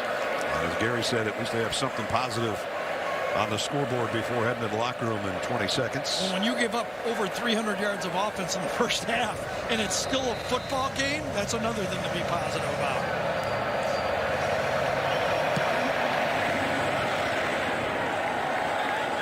And this one sails out into the band. Invesco brings you today's Scholar Athletes. Grant Morgan for Texas A&M has had a great first half. Zach Calzada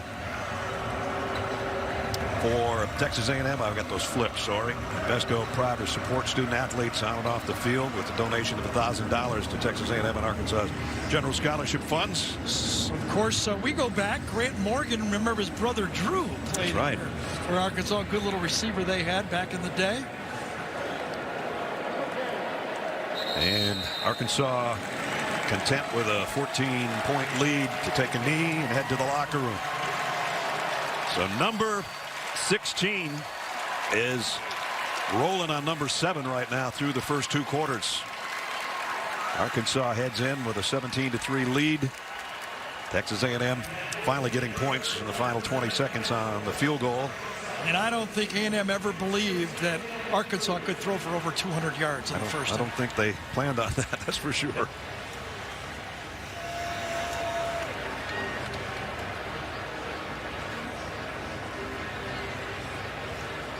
And as Sam Pittman trots to his locker room, we go down to Jimbo Fisher with Jamie. Coach, what's the trouble offensively? They got out of whack. The first 2 drives, we moved the ball to the midfield and got a pressure, had a nice tight end play, was going to get us down there for points, and we were already in points. We missed a block on a screen and cost us, and didn't get points in the first 2 drives. Then we got out of whack, just got out of rhythm. Luckily, we got a nice drive right there before half, so hopefully we can get back. It's back to a 2-score game.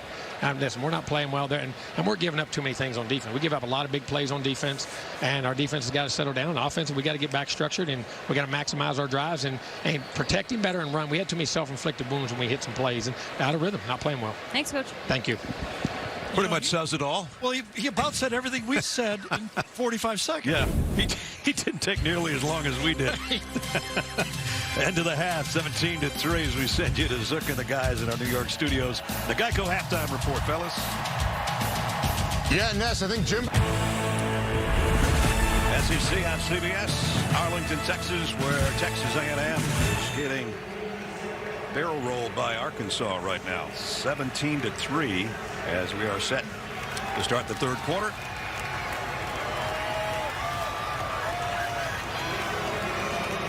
Two-touchdown advantage for the number 16 team in the country over number 7. And they've got to give up the kick too, and Arkansas will handle the ball first to start the 3rd.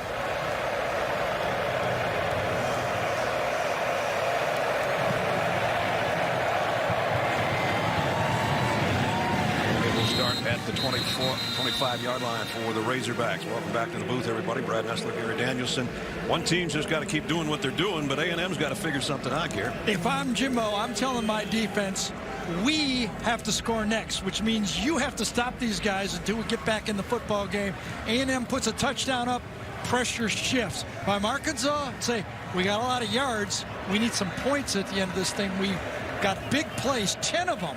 4 runs and 6 passes, but we need to score one more time. We bragged up the Aggie defense a couple of hours ago in the open, and they've been carved up by number 1 and the rest of the Razorbacks. 6 pass plays greater than 20 yards for Arkansas. KJ Jefferson, a couple of touchdown passes. He's done it with his legs as well, trying to do it here. Got to the edge. Jefferson's going to have about 9 before he's run out of bounds into the Arkansas bench. And everybody's checking on him to make sure he's not hurt, including the head coach.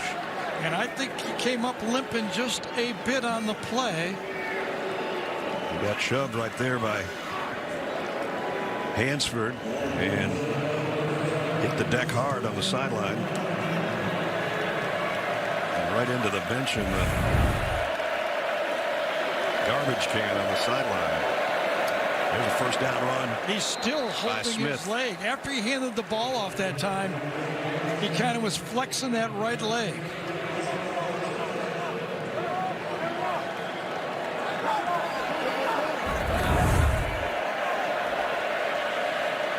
Again, not a good landing on the sideline.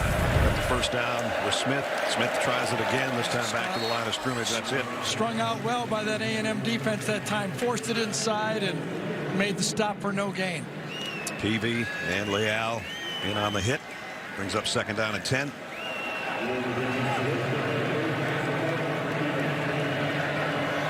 He's still wincing out there a little bit. So. Yep.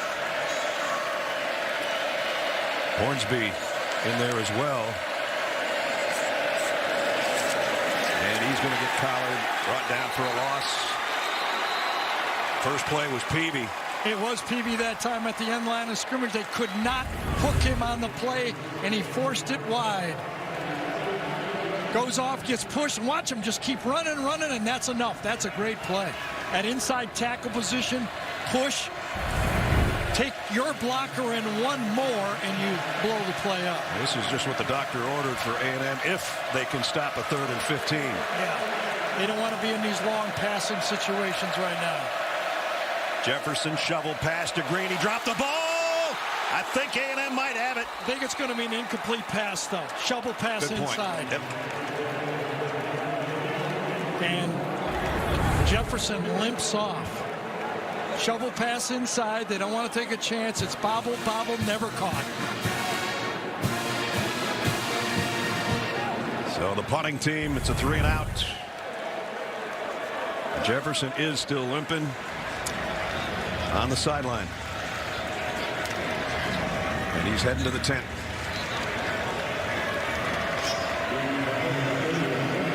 Reed Bauer will punt. And Ainias Smith waits back at the 25.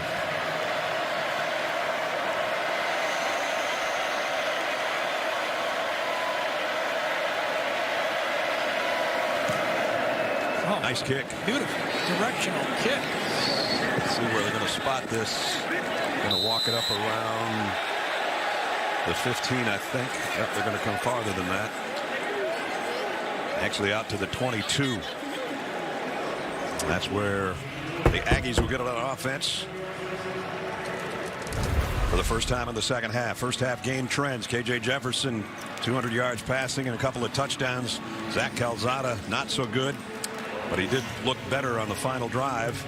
And Texas A&M 17 points allowed today after 17 in the first 3 weeks. But the story right now is KJ Jefferson being injured on that 9-yard run and limping off, and right now is in the medical tent.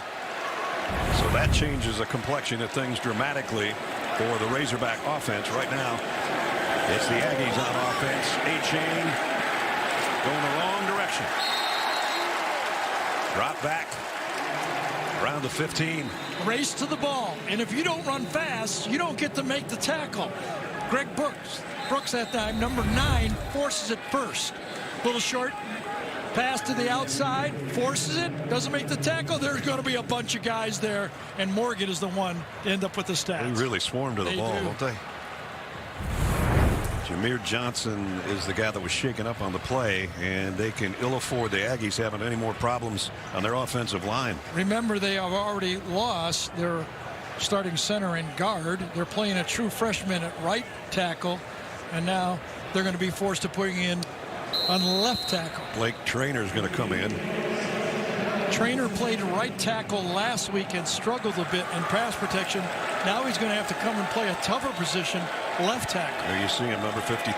And he gets number 55. That's not good. Nope. Not a great matchup. Number 55 has been a handful for anybody that's been on that left side so far. Here he comes again around the backside. Didn't get to Calzada. He got the pass away. The Spiller. That brings up third down. Third and about 12. KJ Jefferson out of the tent.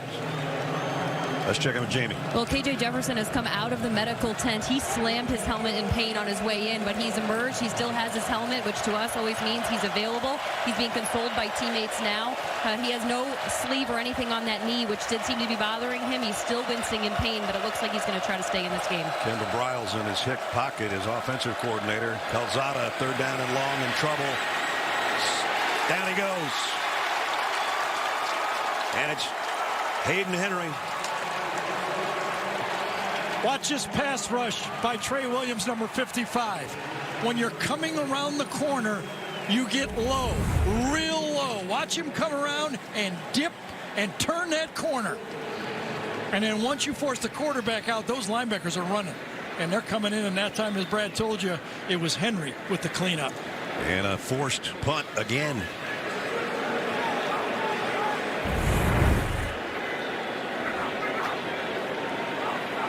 Constantino to punt, and they got close. Came after it that time. Parody will take the fair catch around the 43. It's a good field position for Arkansas. Let's make sure their quarterback's going to come out to lead them. When we come back, we'll find out. Thursday, October 7th, get ready to be scared funny with the premiere of a new series, Ghosts, comedy that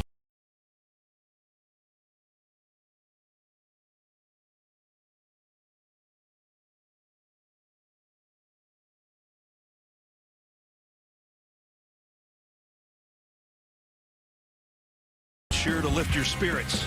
See what we did there with the spirits. Ghost joins the Powerhouse comedy lineup Thursday, October 7th, right here on CBS. Moments ago, KJ Jefferson on the sideline and now out back on the field.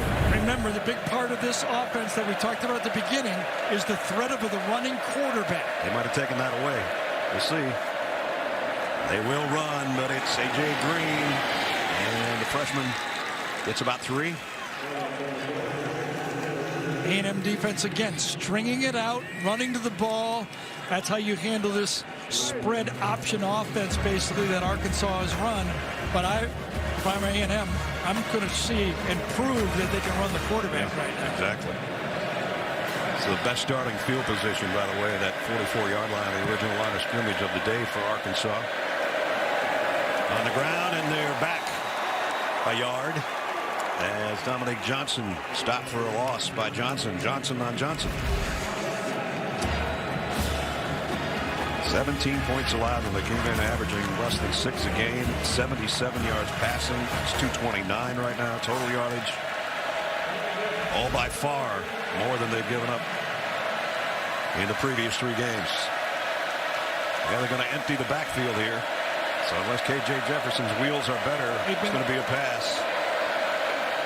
And he has to scramble around, and now he will run.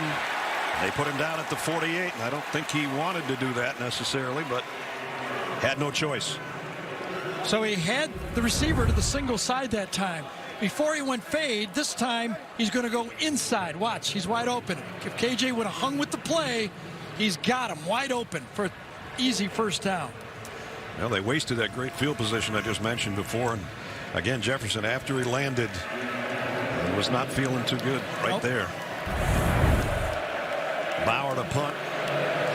Ainias Smith back deep. Another high kick. Oh, no, that's going to be. I don't know if it was his own man, but he got run over back there. Flags everywhere. Well, the Arkansas player is saying he was pushed into him. We'll see, but he sure got hit. Ainias is probably thinking, if I'd have known I was going to take that, I'd have caught the punt. Was actually one of his own men that falls into him. Watch this, and then a trip over. I think his own guy threw him off balance.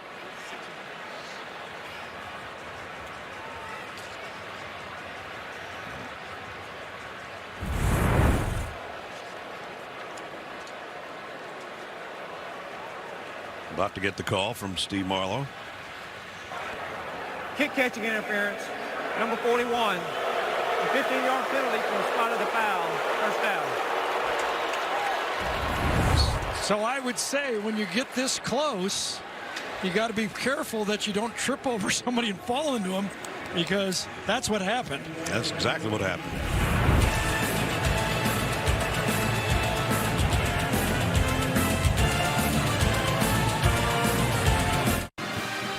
The Home Depot SEC on CBS is sponsored by Just for Men Shampoo in Color, Dr. Pepper, Invesco QQQ, and by Taco Bell.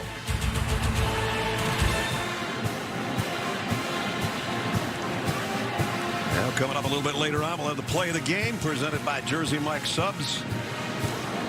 Let's check in with Jamie. KJ Jefferson continues to receive treatment on the sideline here. They finally did put a sleeve on that left knee, but he continues to work that leg out, and he's getting his shoe tape back on. He's going to try to go. All right, Jamie, thanks. Let's see if Jimbo Fisher can help his quarterback. Can he find a big play? 14 receptions, 9 of them by the running backs. And Spiller goes down for a loss, and it's Hayden Henry again. Yep. They just seem to just mash you. They just kind of vice you into this thing. That's because they're not being spread out in the passing game. Hayden Henry off of a block into the backfield. He had 15 tackles against Texas in that game. 2.5 of those for loss against the Longhorns, and that one was as well, loss of 3. But it's a combination of everything. Weakness in pass blocking, young quarterback. There he stuck one in nicely. Remember earlier he had that throw and he didn't throw it quick enough from the hook. That's what he has to do.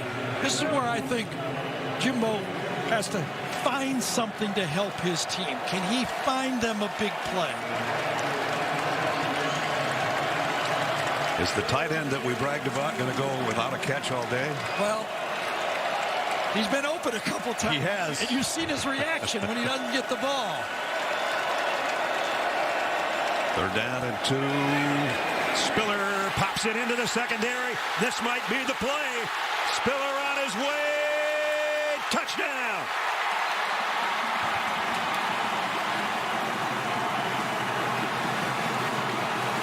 "67 yards for Isaiah Spiller for the score."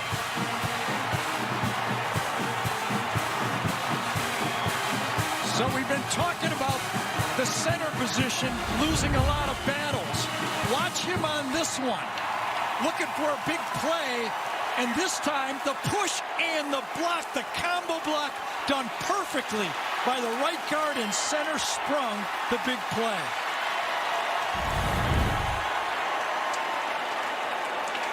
Isaiah Spiller, one of the best around, finally got in the open field, and finally the Aggies have a touchdown. Ness, the stop on 4th down at the end of the half. The stop by the defense, not allowing any more big plays.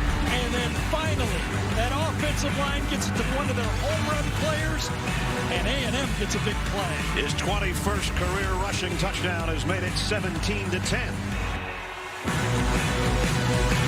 Arlington 17-10, a 75-yard drive in just 3 plays. That was the first down of this half for the Aggies on a 3rd and 2, and it ended up being a 67-yard touchdown run by Isaiah Spiller. Now the crowd is getting louder in here as the Aggies finally have something to cheer about. Arkansas gets it back at the 25-yard line. Let's check in with Jamie. Well, it's a family affair for the Henrys back in Arkansas, but it's not just football. The Henry family spans 3 generations of Arkansas athletics. Hayden and Hudson on the team today. Hunter, a former Hog playing for the New England Patriots. Their dad, Mark, a Razorback 30 years ago. And the boys' grandfather on their mom's side hooped for the Hogs. Hayden, you see on the right, considered 2020 to be his last year playing football, but his family convinced him, and the opportunity to play an extra year with his little brother, he opted to return this season. Hudson said that this decision nearly brought him to tears. That's our hometown connection presented by T-Mobile. Quite a family of athletes, that's for sure. Hudson the tight end, Hayden the linebacker. Hunter in the NFL with the Patriots. Let's see what Arkansas does here with KJ Jefferson throwing on the run and in and out of the hands of Burks, his intended receiver. And I think A&M now realizes that Jefferson is not the threat as a runner. They're going to have to change at quarterback. And they have brought in. They're going to bring in Hornsby right now. He just has no threat. And I don't know if this Arkansas offense works without the threat of the running quarterback. Hornsby has rushed 6 times for 51 yards so far this season through the first 3 weeks. So he's at the controls right here. And he's going to run with it on first down. And that's a good run at 15 yards on his first snap. When we put the track, the 4x100 track guys. You had him in there, didn't you? Yes, I did, and you saw why. He basically was recruited by the world, 4-star player. Watch him turn on the jets and go. I thought Peavy had the angle on him and couldn't get there. Yep, so did Andre White, the linebacker, and he blew right by him as well. And we got a Tyree Johnson down right now for Texas A&M.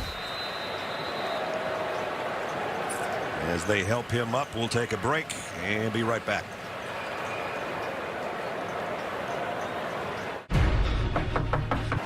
If you're just joining us, KJ Jefferson, starting quarterback for the Razorbacks, injured a few minutes ago on this play. Came back, tried, but again limped off. Went to the medical tent, as Jamie told you. Now he's on the bike with that wrap on his knee. His ankle retaped.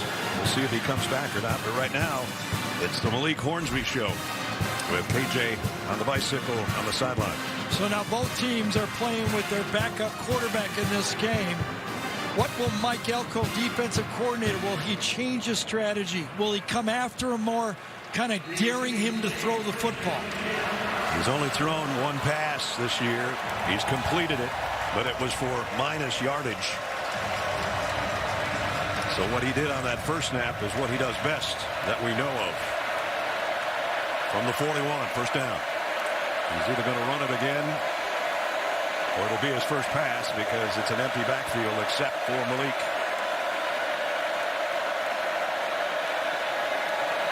And he got company and he dropped the ball. Fumble. Still loose, and the Aggies had about 3 shots at it. I don't know that they got it. I really thought that A&M was offside on the play, though.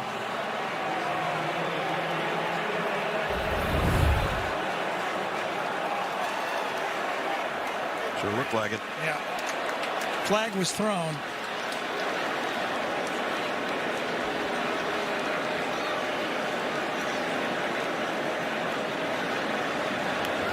Offside.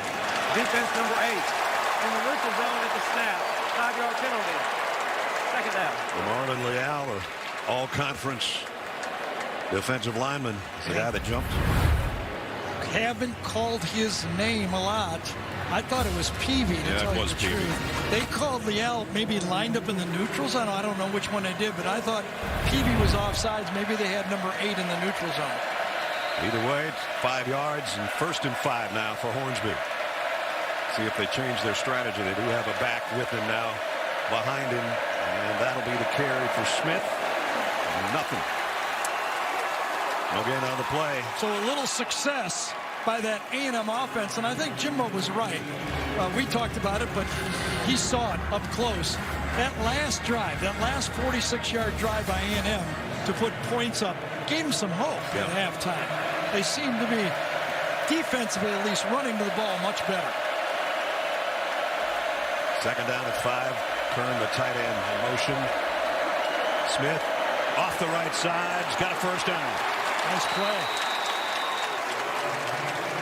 I'll tell you, all these backs are so quick. They get the ball, don't they? It is, you know, you're looking, they're riding it with the quarterback, and then boom, he's around there and gashing through that little edge and getting into the secondary for the first down. It doesn't really matter which one's in there. No.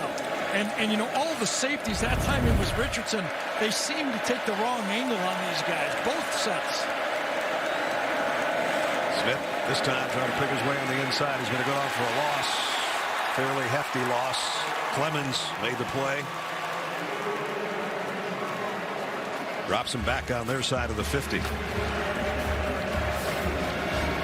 KJ Jefferson not on the bike anymore, just standing on the sideline hoping that he can come back in. Meanwhile, watching his understudy Malik Hornsby direct the offense. Second down at 13.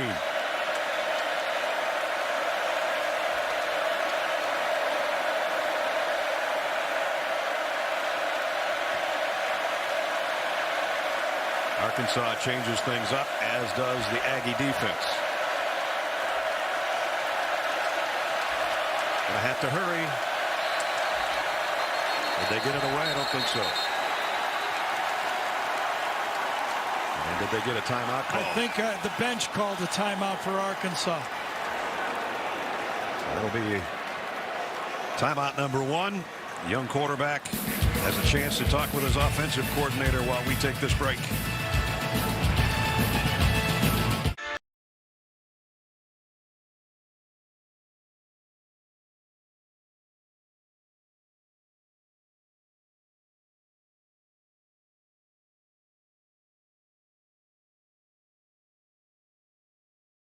Neighbors back. Cedric the Entertainer, Max Greenfield, Tisha Sheena Arnold, and Beth Baer star in a brand new episode of The Neighborhood, Monday at 8, 7 Central here on CBS. Somebody just proposed during that last time out on the big screen, and she said yes. Second down at 13. Hornsby will not throw. Tucks it. Puts the brakes on. Goes down after a gain of about a yard. Andre White was just standing there waiting over. That's exactly what happened. Just like we showed you what the Arkansas linebackers are doing, that's exactly what White does on this one. He stops, keeps his eyes, once the quarterback flushes, as fast as you can go, right at him. Third and 13. He's still not going to throw. Well, maybe he will. Got a crushing block. He's going down for a loss way back at the 43. There's a flag down. That'll be a blindside block. You can screen them, but you can't block blindside, and that'll be a penalty on Dominic Johnson, number 20.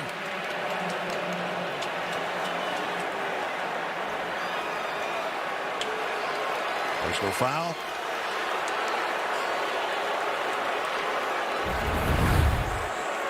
You see on the right-hand side of your screen.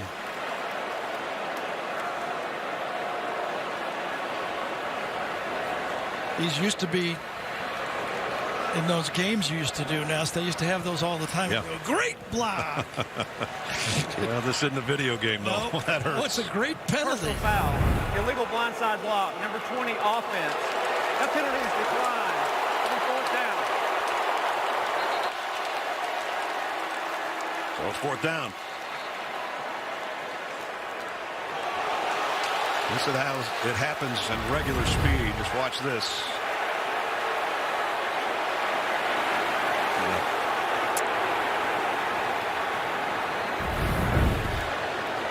So a punting situation. Ainias Smith waits on the kick. That really fired up the A&M defensive line, and then after that play, PV and a few of the guys were really yapping at Arkansas. Seems to have woke up the A&M defense. They've been on go this whole second half. Bauer to punt. They're coming after him. He got it away. Ainias Smith camps under it. Fair catch taken around the 16-yard line. So the Aggies, who scored a touchdown on their last possession, are only a touchdown back right now. Next Saturday, SEC on CBS features a great matchup. Number 13 Ole Miss. They're off this weekend. They'll take on top-ranked Alabama. Day starts with a Mercedes-Benz drive to Atlanta at 2:30 Eastern with Zook and the guys, followed by the State Farm College Football Today. Leads us up to kickoff from Bryant Denny at 3:30 next Saturday afternoon. Gary, Jamie, I, myself, and our crew will be in Tuscaloosa. Well, even if they score next week half as many points as last year, we'll have a higher scoring game. That's right. What was it, 62 to 46 or whatever a year ago? Here's A-Chain. Straight up the middle. Holding on to the football with both hands as he picks up 7 or 8. Bumper Pool made the tackle. A-Chain did a good job stepping outside, stretching it for a bit, and then finding the crease behind Weidemeyer that time. Number 85, he might not be catching the balls, but he's staying in the game, doing his job as a tight end. Right in that drop of sunshine as Calzada throws, completes, and a first down. Damon Demas gives you the indication. Now they want to go with a little tempo maybe here as they pick up the first down. Demas, the 5-star wide receiver, had the big touchdown last week. The fastest of them, but has not gotten loose in this game. 70-yard touchdown was his first career catch. That's the way to splash onto the scene. That one got him a first down at the 34.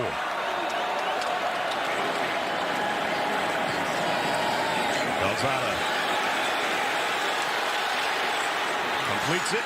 Ainias Smith tiptoes out of bounds, picked up 8 more. I thought he made a mistake by not running the ball, but he delayed as long as he could and made a good play out of it. Let's see what flag down at the 40. Sure is. And Sam Pittman says it's against A&M. Ineligible downfield. 76 offense. 5-yard penalty. First down. So by scrambling around, his offensive lineman got downfield, and that's the call. Well, it looked to me like he was going to run as well, and then he changed his mind.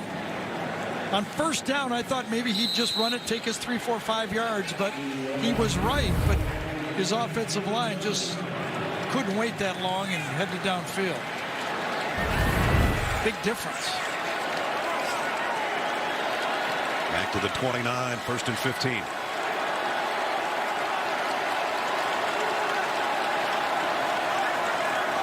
A-Chain with Calzada in the backfield. Low snap this time. Handled well, though. And now he backpedals and goes down on his own. Actually tripped over his own lineman.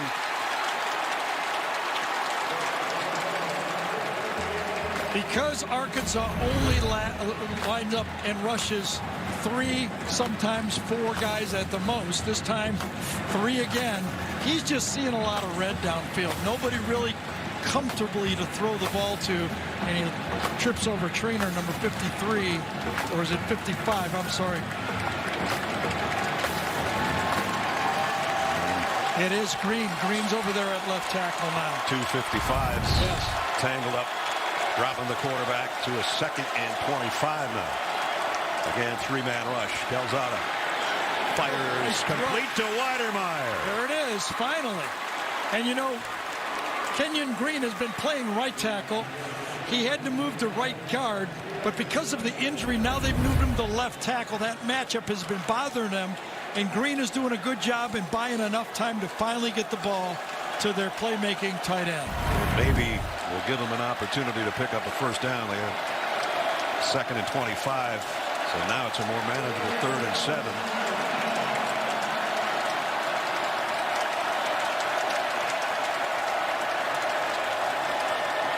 Calzada deep down the middle, over the outstretched arms of Ainias Smith, incomplete. And they're going to have to give it up. That time, a little pressure that time, more than 3. They bring the extra linebacker. They actually bring 2 linebackers and drop. And it was Grant Morgan right there. He dropped, he drew a block, backed up. I think he tipped that, did he? KJ Jefferson, again, he's been in and out of the medical tents. He wants to play. He wants to play badly. Yes. And I'm thinking if he's just a drop back passer, you might be able to get away with it. But I don't know if it fits with everything they want to do. Right. Constantino's been a busy punter today. This will stop play. 5-yard penalty. Fourth down. Do it again.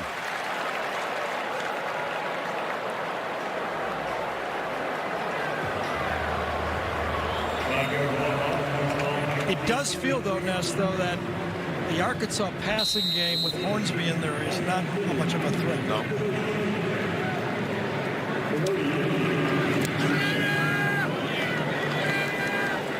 Erdahl will field this one and step out of bounds right about at the 15-yard line.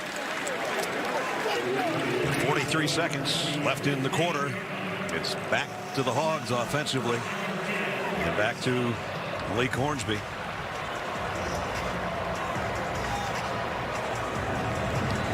Played in one game a year ago.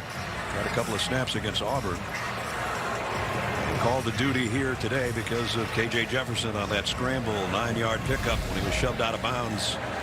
Either his knee, his ankle, or both. Oh, I know Razorback fans are going, can this guy just steady down and play the way we know he can play? He's a great athlete. Great thrower, just got to put it all together. Right now, A&M is daring him to throw the football. He's going to run to the near side, try to stiff arm, run out of bounds after a short gain.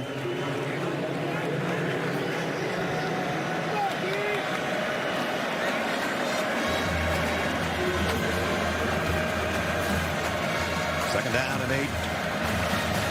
Final seconds of the third quarter.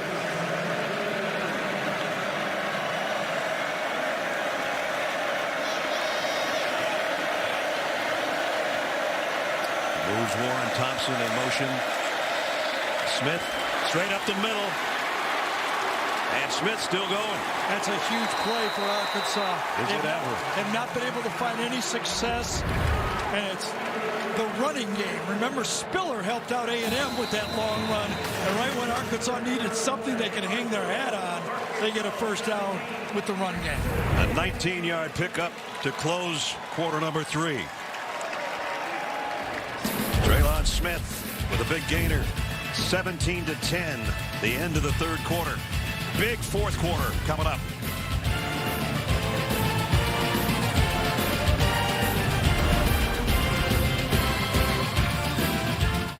Welcome to Allstate. Stadium set to head to the fourth quarter in the Southwest Classic between Texas A&M and Arkansas. It's the Hogs right now with a touchdown lead, and they got a big first down to end quarter number 3. So they'll start at the 36-yard line. Malik Hornsby will toss, and that one's not going anywhere. Going to be a loss of about a yard on the play. So if we don't have enough drama, we got a backup quarterback in for Arkansas, and they're the team that's trying to pull an upset. Ness, if I was going to ask you, what are the 2 biggest plays of the game? What would you nominate? That fourth down stop was one. I agree with that one. Touchdown run by Spiller was pretty good. I'm going to go with the injury to KJ Jefferson right now. But there's 3 big plays, right. 2 of them, and then lately they've gone A&M's way in the second half. So a whole quarter here, and you're right, a lot of things still to happen. Warren Thompson in motion into the slot. They keep it on the ground with Smith. They've got a big run to end the third. Picks up about 4 here before Richardson and company stop him. And at some point, you just think Malik Hornsby's got to pull the trigger here. It's going to be 3rd down and 6. A pretty hefty 6 as well. Yeah, but I would think, like KJ Jefferson hit the big play, if you're going to give him a big pass, it'd be 1st or 2nd down. This is going to be tougher when you get to 3rd and 6. This is a tough defense, a veteran defense that has a good pass rush. A.J. Green comes out as a wide receiver to the bottom of your screen and now rejoins him in the backfield. Loose ball. Hornsby picks it up, gets what he can, which is not much. Doesn't get back even close to the line of scrimmage, and so the Aggie defense, courtesy maybe of a bad snap. The quarterback did not call for the snap. He was actually signaling the motion right there. He didn't expect it, and they're lucky to get it back. That time Stromberg snapped it before Hornsby thought he was going to get it, and very fortunate. Could have been the first turnover of the game. As it is now, they'll have to punt. And this should be good field position for the Aggies on the other end. Ainias Smith waits at the 25.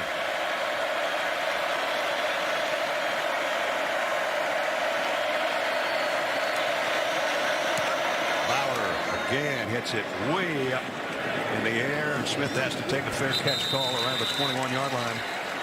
With 12:45, got a flag down. Usually in the middle of the field, that's holding on the receiving team. Yeah, they threw it around the 45-yard line.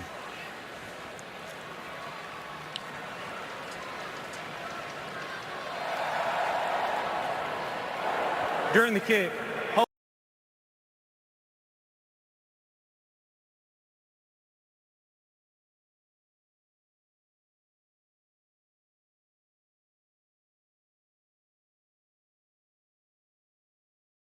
holding, return team number 24. 10-yard penalty from the end of the kick. First down. Well, so much for the good field position I was talking about, because it's going to be back around the 10-yard line. 90 yards away for A&M, trying to tie this game up in the fourth quarter.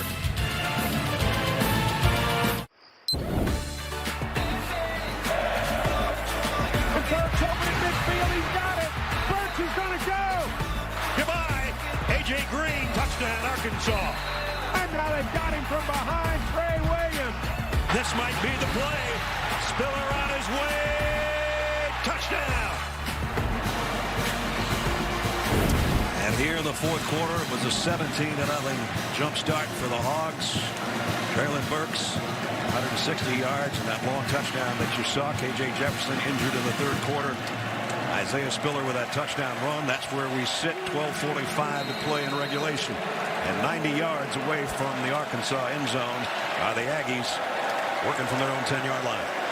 Calzada fires on the sideline. Nice play. Good catch. Ainias Smith. And finally, a wide receiver with a big play for this A&M offense. This was all the way. He was going to this one between the zone out here. They've been playing this coverage on first down every time, and he lined this up, Jimbo did, for Zach Calzada on first down. He said, I want you to fake it and throw the fade, and he delivered it perfectly on him. Pickup of 23. So now they do have decent field position out to the 32-yard line. That's that umbrella defense that Arkansas has been playing nearly every down. If they don't blitz, that's what they're in. The 33, Calzada over the crossing route, tipped, and is it intercepted? Did he get his hands under it? It looks like it. Monteric Brown has got it.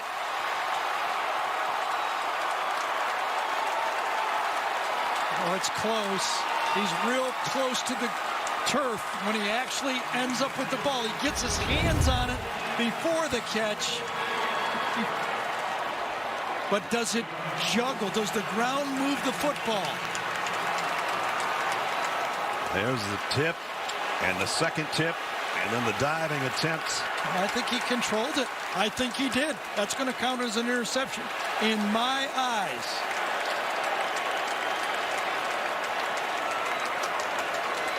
And he did a nice job of rolling over. Gene Steratore with us. Gene, what do you think? Really, really close play, guys. I think Gary hit it on the head, though.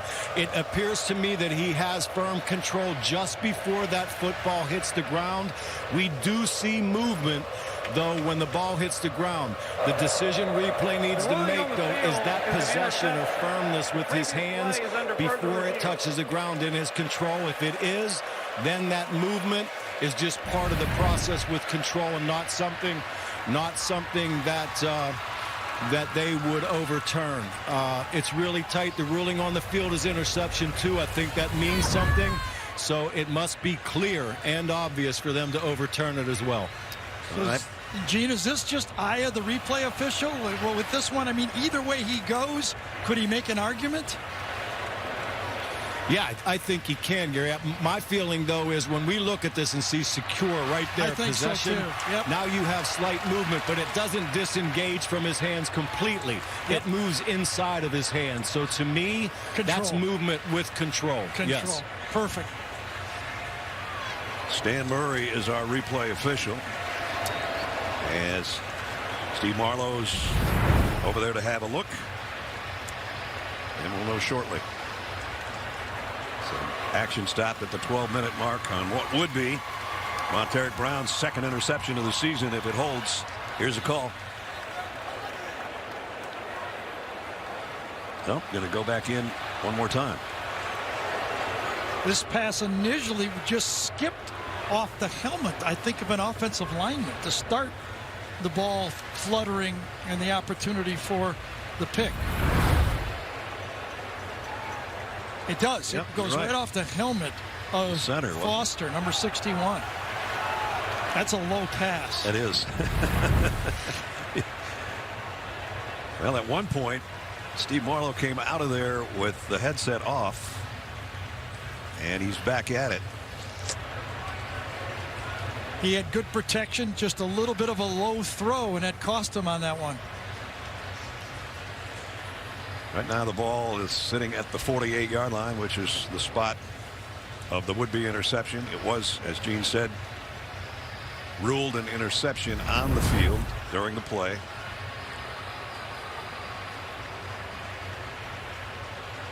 I just don't see how, as Gene said, how it could be overruled to me. He controlled it.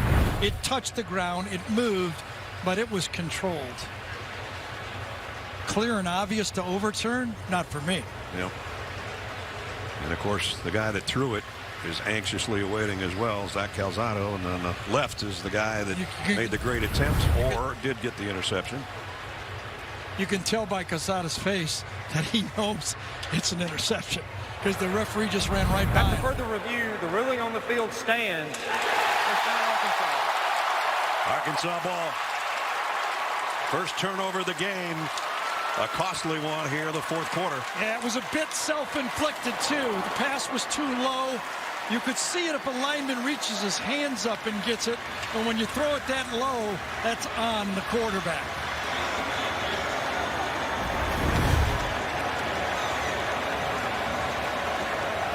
Kept trying to throw the ball underneath that time to Spiller. When you throw the ball short, you got to throw it in lanes. He had the right lane, but a little low.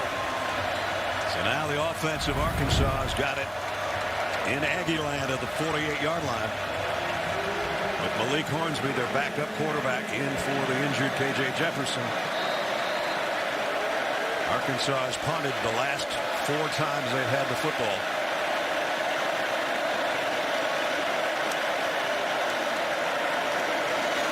Into the open. Johnson. Dominic Johnson down to the 32.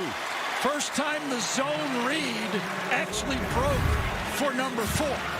It's worked before, but inside, what a great combination by Dalton Wagner and inside with Limmer that time. Beautiful job to the right side of that offensive line. First down at the 32. Now it's Hornsby rolling. He's going to throw it, and he completed it out to the 25-yard line. Love the call. Got a young quarterback, a one-person play. Get him out of the pocket, one guy to the sideline, get him good vision and make the throw. He's a good guy to throw it to, too. Yes. Big radius, good hands. Treylon Burks picks up 7, second down at 3. Johnson, not this time. And only about a yard gain. Jamie? Well, Malik Hornsby out of Fort Bend Marshall High School in Missouri City, Texas, about 3 hours from here, conveniently just outside of Houston, right in the backyard of Texas A&M. Like you guys said, he's a speedy guy, a 4x100 record state set runner here in Texas, one of Sam Pittman's first signees when he was hired. Let's see if he runs it here on third down at 2. Goes to Johnson, and he got it.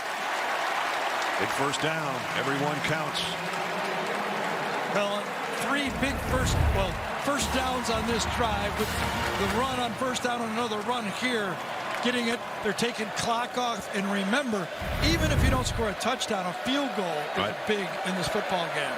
We're down under 10 and a half to go. At the 21. Dominic Johnson will stay in there with Hornsby. Burks in motion. Back and forth, and he gets it, and he wants to throw it back to the quarterback. I thought, and now he's just going to take off. Flags are down as Burks has got it down inside the 10. It didn't look clean from the start. That was illegal motion by Arkansas. This is coming back.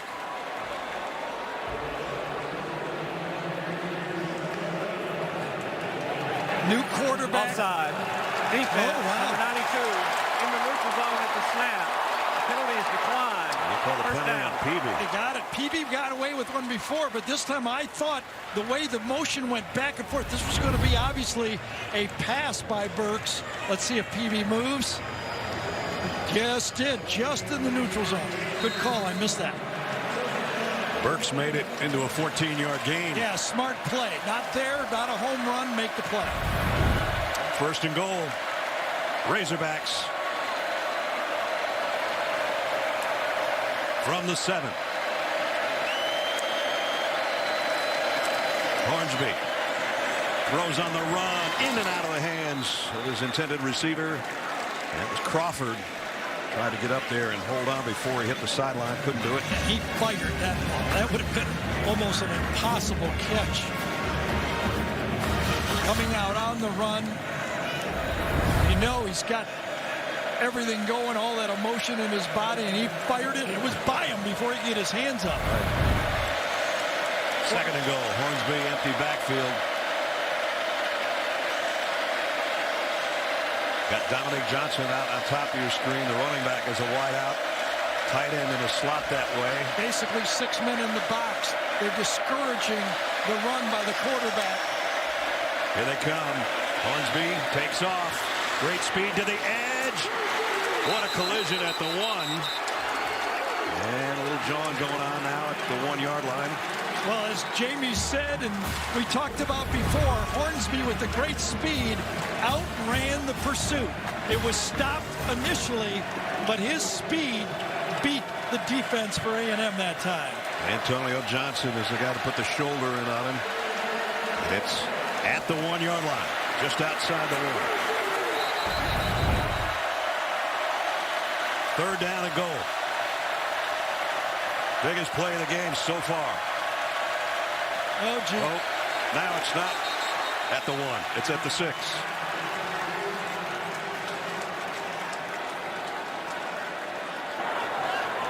False start. Offense, number 55. 5-yard penalty. Third down. I wonder if Coach Pittman is saying that they were clapping. They were clapping, and we go on the clap. Let's see if we can find anybody that's clapping in the linebacker area. I didn't see anything. I didn't either. Yep.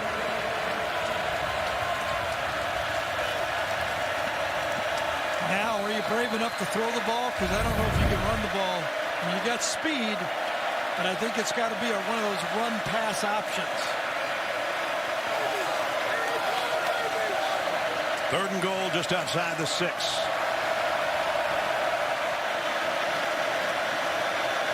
Hornsby under center. Rolls in trouble. Way back at the 25.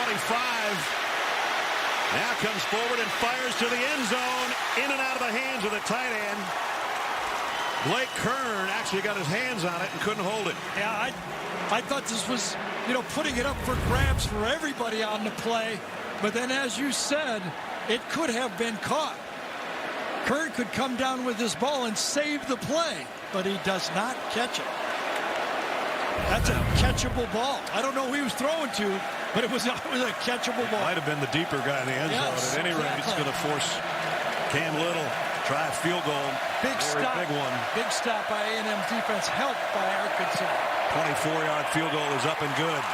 Little still hasn't missed on the year. Had a 46-yarder earlier, and now 24. An all-important 3 points. Treylon Burks heading to the locker room, shaken up. His team up by 10.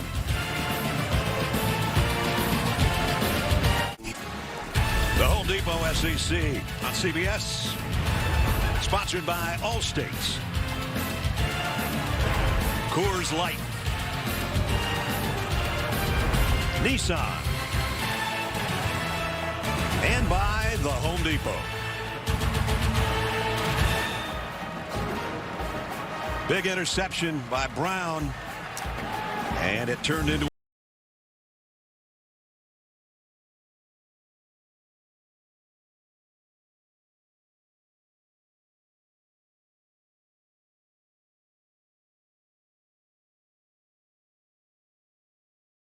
a field goal and a 10-point lead.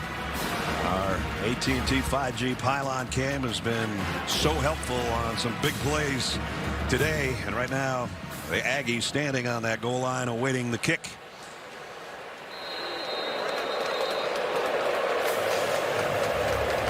Number 16 Arkansas trying to upset number 7 Texas A&M and try to snap a 9-game losing skid against the Aggies. They've got a 10-point cushion, and this one is coming out. A-Chain. Blocker in front, gets across the 30. Nice return out to about the 32-yard line. Well, we're still going to look one more time for a clap here. Now, Skip, different angle. You see anybody clapping? I haven't so far. No, there's nobody clapping. But during the commercial break, they were still working the referees, saying they clapped down there. They clapped down there. And no, it didn't happen. The missing clap. 32-yard line is the line of scrimmage. 8.5 to go in regulation. A&M's got all of their timeouts.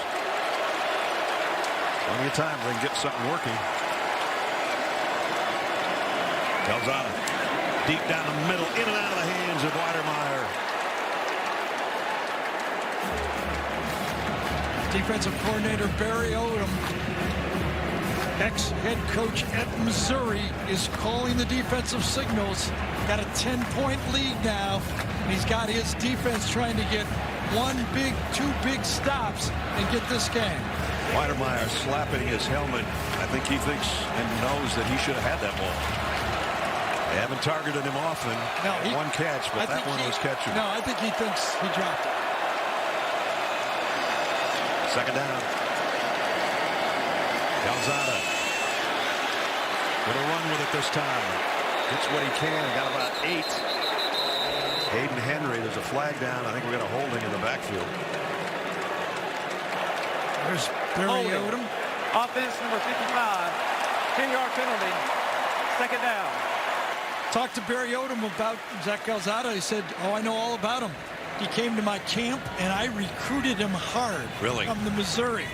And now he's got to stop him to get a win for this Arkansas team. Remember, it's been 9 straight losses in this series. Some of them heartbreaking at the end. Can they hang on today? They're in the driver's seat with 8:10 to go and up 10.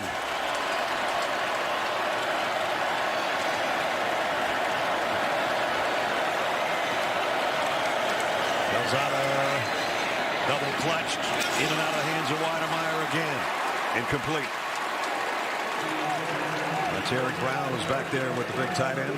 Man, Monteric Brown did a great job looking at the quarterback. He had the tight end. He's a corner covering a tight end. He runs underneath it. It's a good thing it was a perfect pass, because if it wasn't, he would have got it. Third down and 20.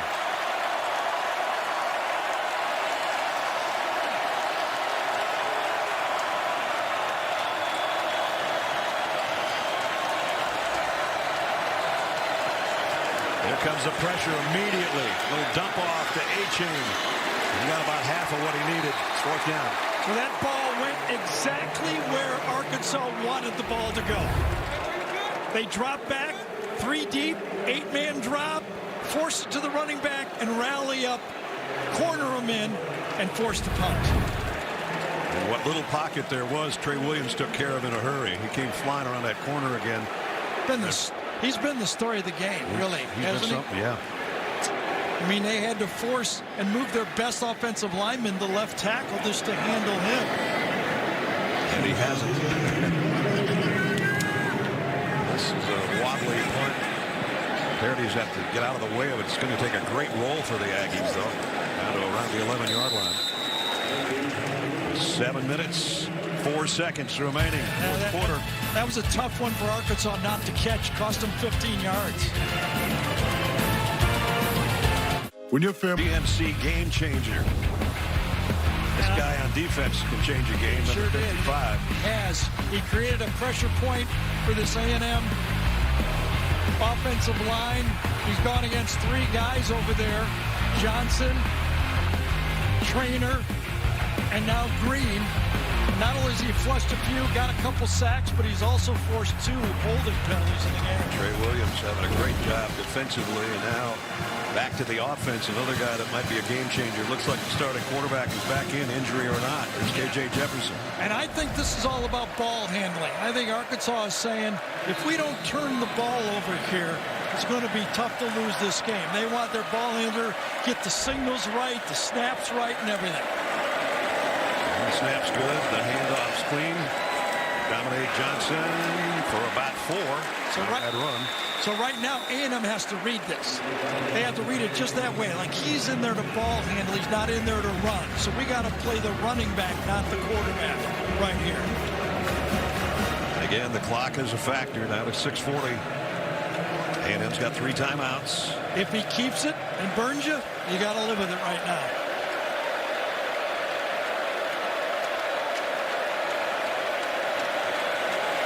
Second down at 6. Johnson's going to trot back in there and get in the backfield. And get the carry. They are doing that.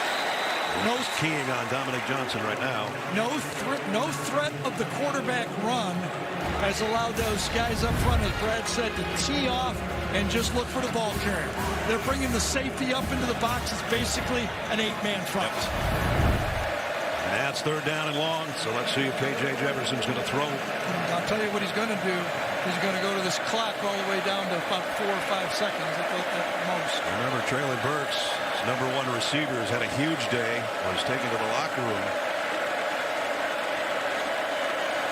So he's without his #1 weapon. Not that he doesn't have others to go to. 3rd and 9. 4-man rush. Jefferson fires near side, completes it, and it's going to be a 1st down to Warren Thompson. What a play. Thompson, who is a transfer from Florida State, just comes up with a big play right here. It's press bail coverage to the outside. He chose the right guy, and watch Thompson put his hand down and not his knee down, I think. No, definitely. He kept his balance enough to get that much. His knee came down, but I think the ball was across the line. So a huge 1st down. It does, and it's going to force A&M to decide whether they want to use their timeouts now or not. 5-minute mark.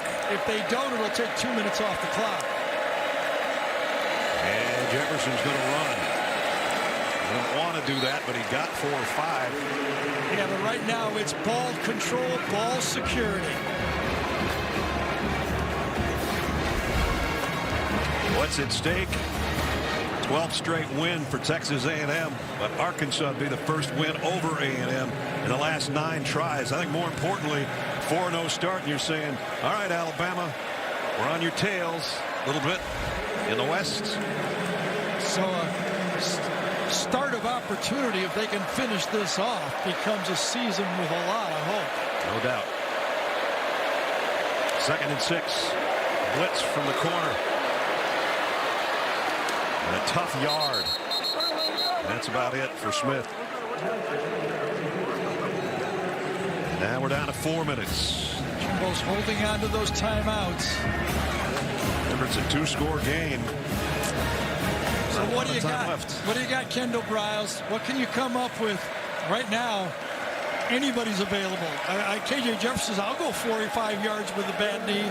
We could put this game away with a 1st down. Now they empty the backfield. At least for now. It's KJ Jefferson. Joined by A.J. Green now. A.J. and KJ. And it's a deep ball. Nobody home. The receiver broke off the route. And Jefferson threw it downfield. That stops the clock with 3:25. Well, obviously, it was read differently by the receiver and the quarterback. Going for the home run ball, they figured it would be a blitz. It was man-to-man. If it would have been read right, he had an easy throw for a 1st down. It was Crawford that was going to be the intended receiver. KJ Jefferson takes a shot at the end of the play, so it's a punting situation again. Reed Bauer.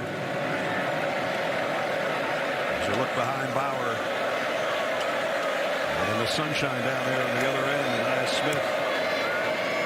High, lazy kick, pretty short. Does take an Arkansas bounce. Bounds, I think, around the 37, somewhere in there. And that is where the Aggies have it back. With all their timeouts, and number 10's got to come to the plate for their offense. So, if you have a flat... Here we've got 3:17 remaining. Beautiful day in Texas and inside AT&T Stadium in Arlington. The Aggies try to claw their way back in this game. Have it at the 38-yard line. Well, can they do to Rice and Texas and do it again? Texas A&M. Sam Pittman would own the state of Texas, at least for this week on recruiting, if he could pull that off. Calzada looking for somebody, then throws it basically the knees of Weidermeyer.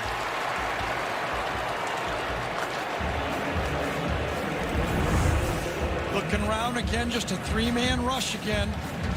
Nobody there. Weidermeyer trying to hold him off like a post position on it, but the ball was too low. No rebound to be had. No. 6 targets, only 1 catch for Weidermeyer today. You know what you're getting. Pressure from behind. Pass is complete, but immediately hit. Bumper Pool with the tackle. This time Bumper Pool just goes with the back right away. He does not drop back. He plays man-to-man and gets inside the screen that time before he can get blocked.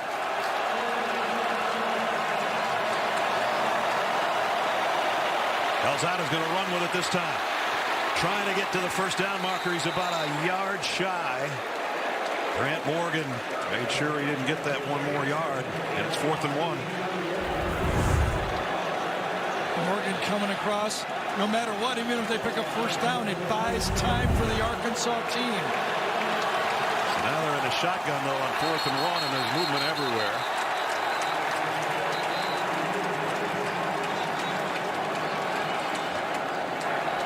Ball start. Offense. 4th down and 6 now. 4th down. Arkansas was jumping, but they didn't get into the neutral zone. I think it's Bumper Pool makes him step, but he doesn't get there. See him step, and that draws the movement. So Bumper Pool's made back-to-back plays. One with the tackle, and one with that little stutter step that caused the offensive line to jump. But it's 4th down and 6. Only 2 minutes to go. They've got to go for it here. Again, Trey Williams got a great jump off the snap, and he got to the quarterback. Penalty flags down. It's going to be holding, I think, and another sack for Williams. You're right. Not only did he get a sack, he got a holding penalty on the same play. Holding. Offense number 55. Penalties decline. Touchdown Arkansas. This guy's a terror. I tell you, I'd vote him player of the game. Would you not vote him Absolutely. player? He's going against an All-American lineman right there. Now,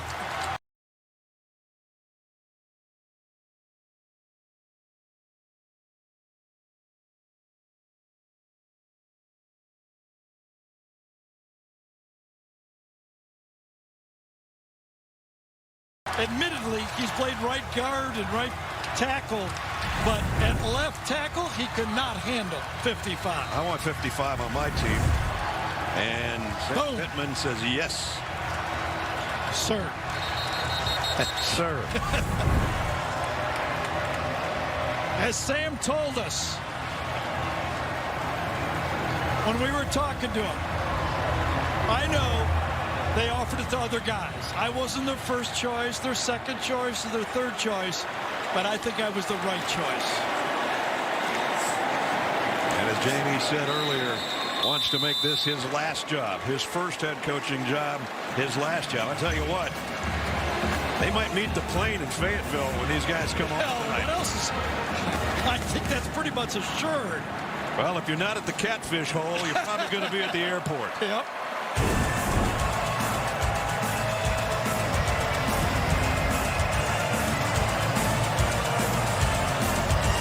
Hey, Coach Prime. Coming up after our game, Adam, Rick, and BJ with the day's best highlights in the college football postgame show presented by Rocket Mortgage. There's the man of the hour, Trey Williams, one of the many Razorbacks of the hour, I guess, along with their head coach. And next up, second-ranked Georgia. They're about to dispatch number 7 Texas A&M. Here comes a blitz, and running around is Sanders. Stay in play, bounds. Sanders, another first down.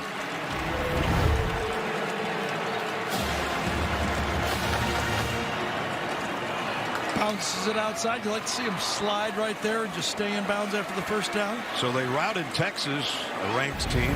They're about to win here over the number 7 team, and now they got a date in Athens with Georgia ranked number 2. I read a lot of publications that rank this Arkansas schedule as the hardest in the country. Yeah. When you're in the SEC West, a lot of teams have hard schedules. That's exactly right.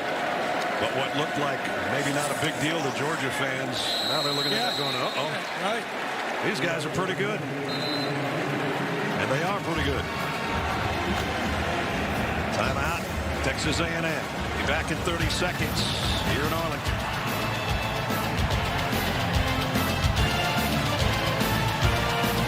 Reluctantly crowd. 20-10, 1:43 left.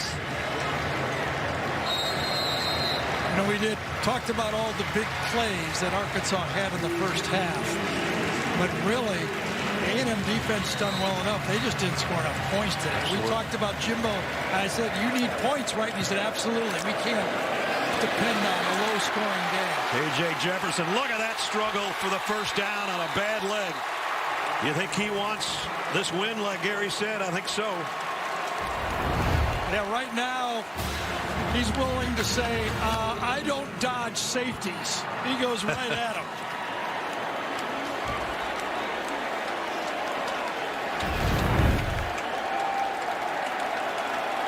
Clock winding its way down here a minute.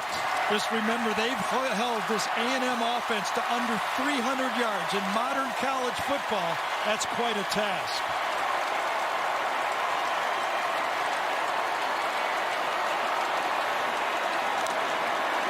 First down.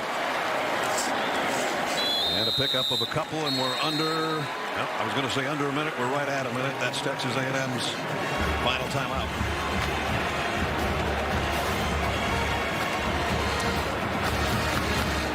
KJ Jefferson today started off hot. On the ground, in the air, this one on the ground.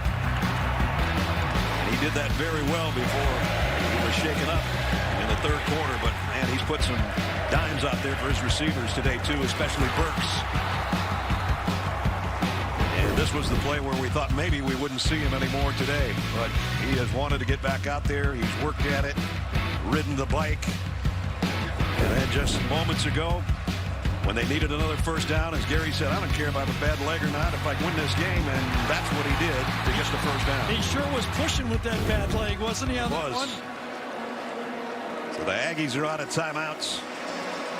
The turnover, the backup quarterback for Arkansas let him down there. Remember, he hit a key pass, showed the speed to get down there in the goal line. That field goal proved huge on that series. The turnover was just one in the game, and it was costly.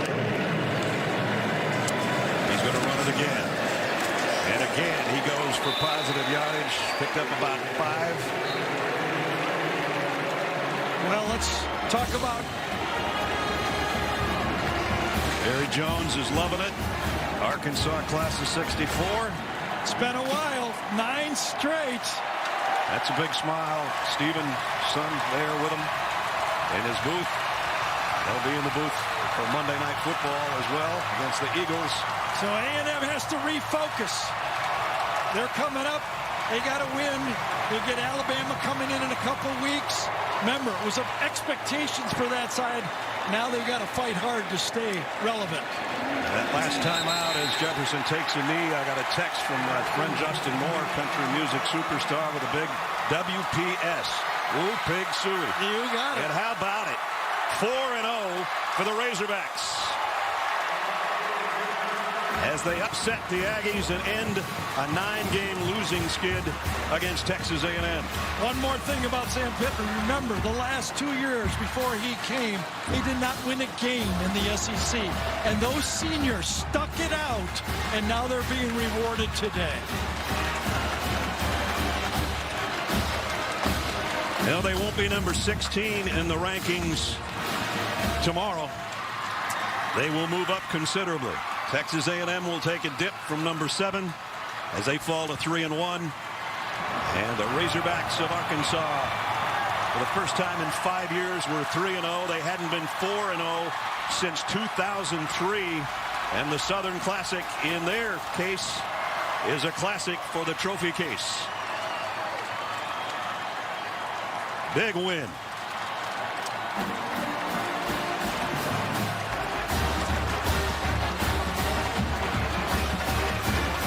That says it all right there. And Jamie's with one of the stars of the game. KJ, how's your knee? Oh, it's good, it's good, it's good. You just beat Texas A&M for the first time in 9 years. How does that sound to you?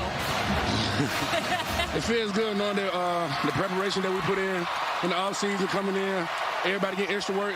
We built for these moments like this right here. You threw an 80-yard bomb to Treylon Burks at the start of the game. You just barreled yourself to a first down to end the game. Is that what you wanted to show the football world, how you play football? Yes, sir. I mean, yes, ma'am. I'm tripping. Yes, ma'am. I mean, it's just, when the game on the line, I just want to be able to put my team in the best position to win. That's all. Congratulations on this win. I know you want to go celebrate with your guys. Thank you. KJ Jefferson, gutsy performance, and another impressive performance for the quarterback of the Razorbacks, both with his legs and his arm, and a hug for his coach. That leg won't feel quite as bad on the trip back to Fayetteville that's now. For sure. And the winning coach is with Jamie right now. Coach, first Texas, then Texas A&M. I couldn't count how many hugs you just got from everybody. Yeah. What's going on in your heart right now? Well, I'm just happy for the people. You know, I'm happy for the team, and we're Arkansas, and this is what should happen, University of Arkansas. I'm so happy for everybody. We saw KJ Jefferson fight his way back onto the field. Yeah. I saw Treylon Burks trying to get back on if you had gotten the ball back. What does that say about what you've instilled in this program? Well, they want to win, and it says A&M's got a very physical football team, you know, but they came back out, and KJ finished the game, and I love that the offense stayed on the field there towards the end of the game. 3-0 sounded good. 4-0 sounds better. How far can this team go with what you're seeing right now? I have no idea. You know, we play Georgia next week, which I'm not even going to think about until tomorrow. Georgia's a great football team, but you know, we did beat number 7 or 5, however you look at it, and I'm damn proud of our team for it.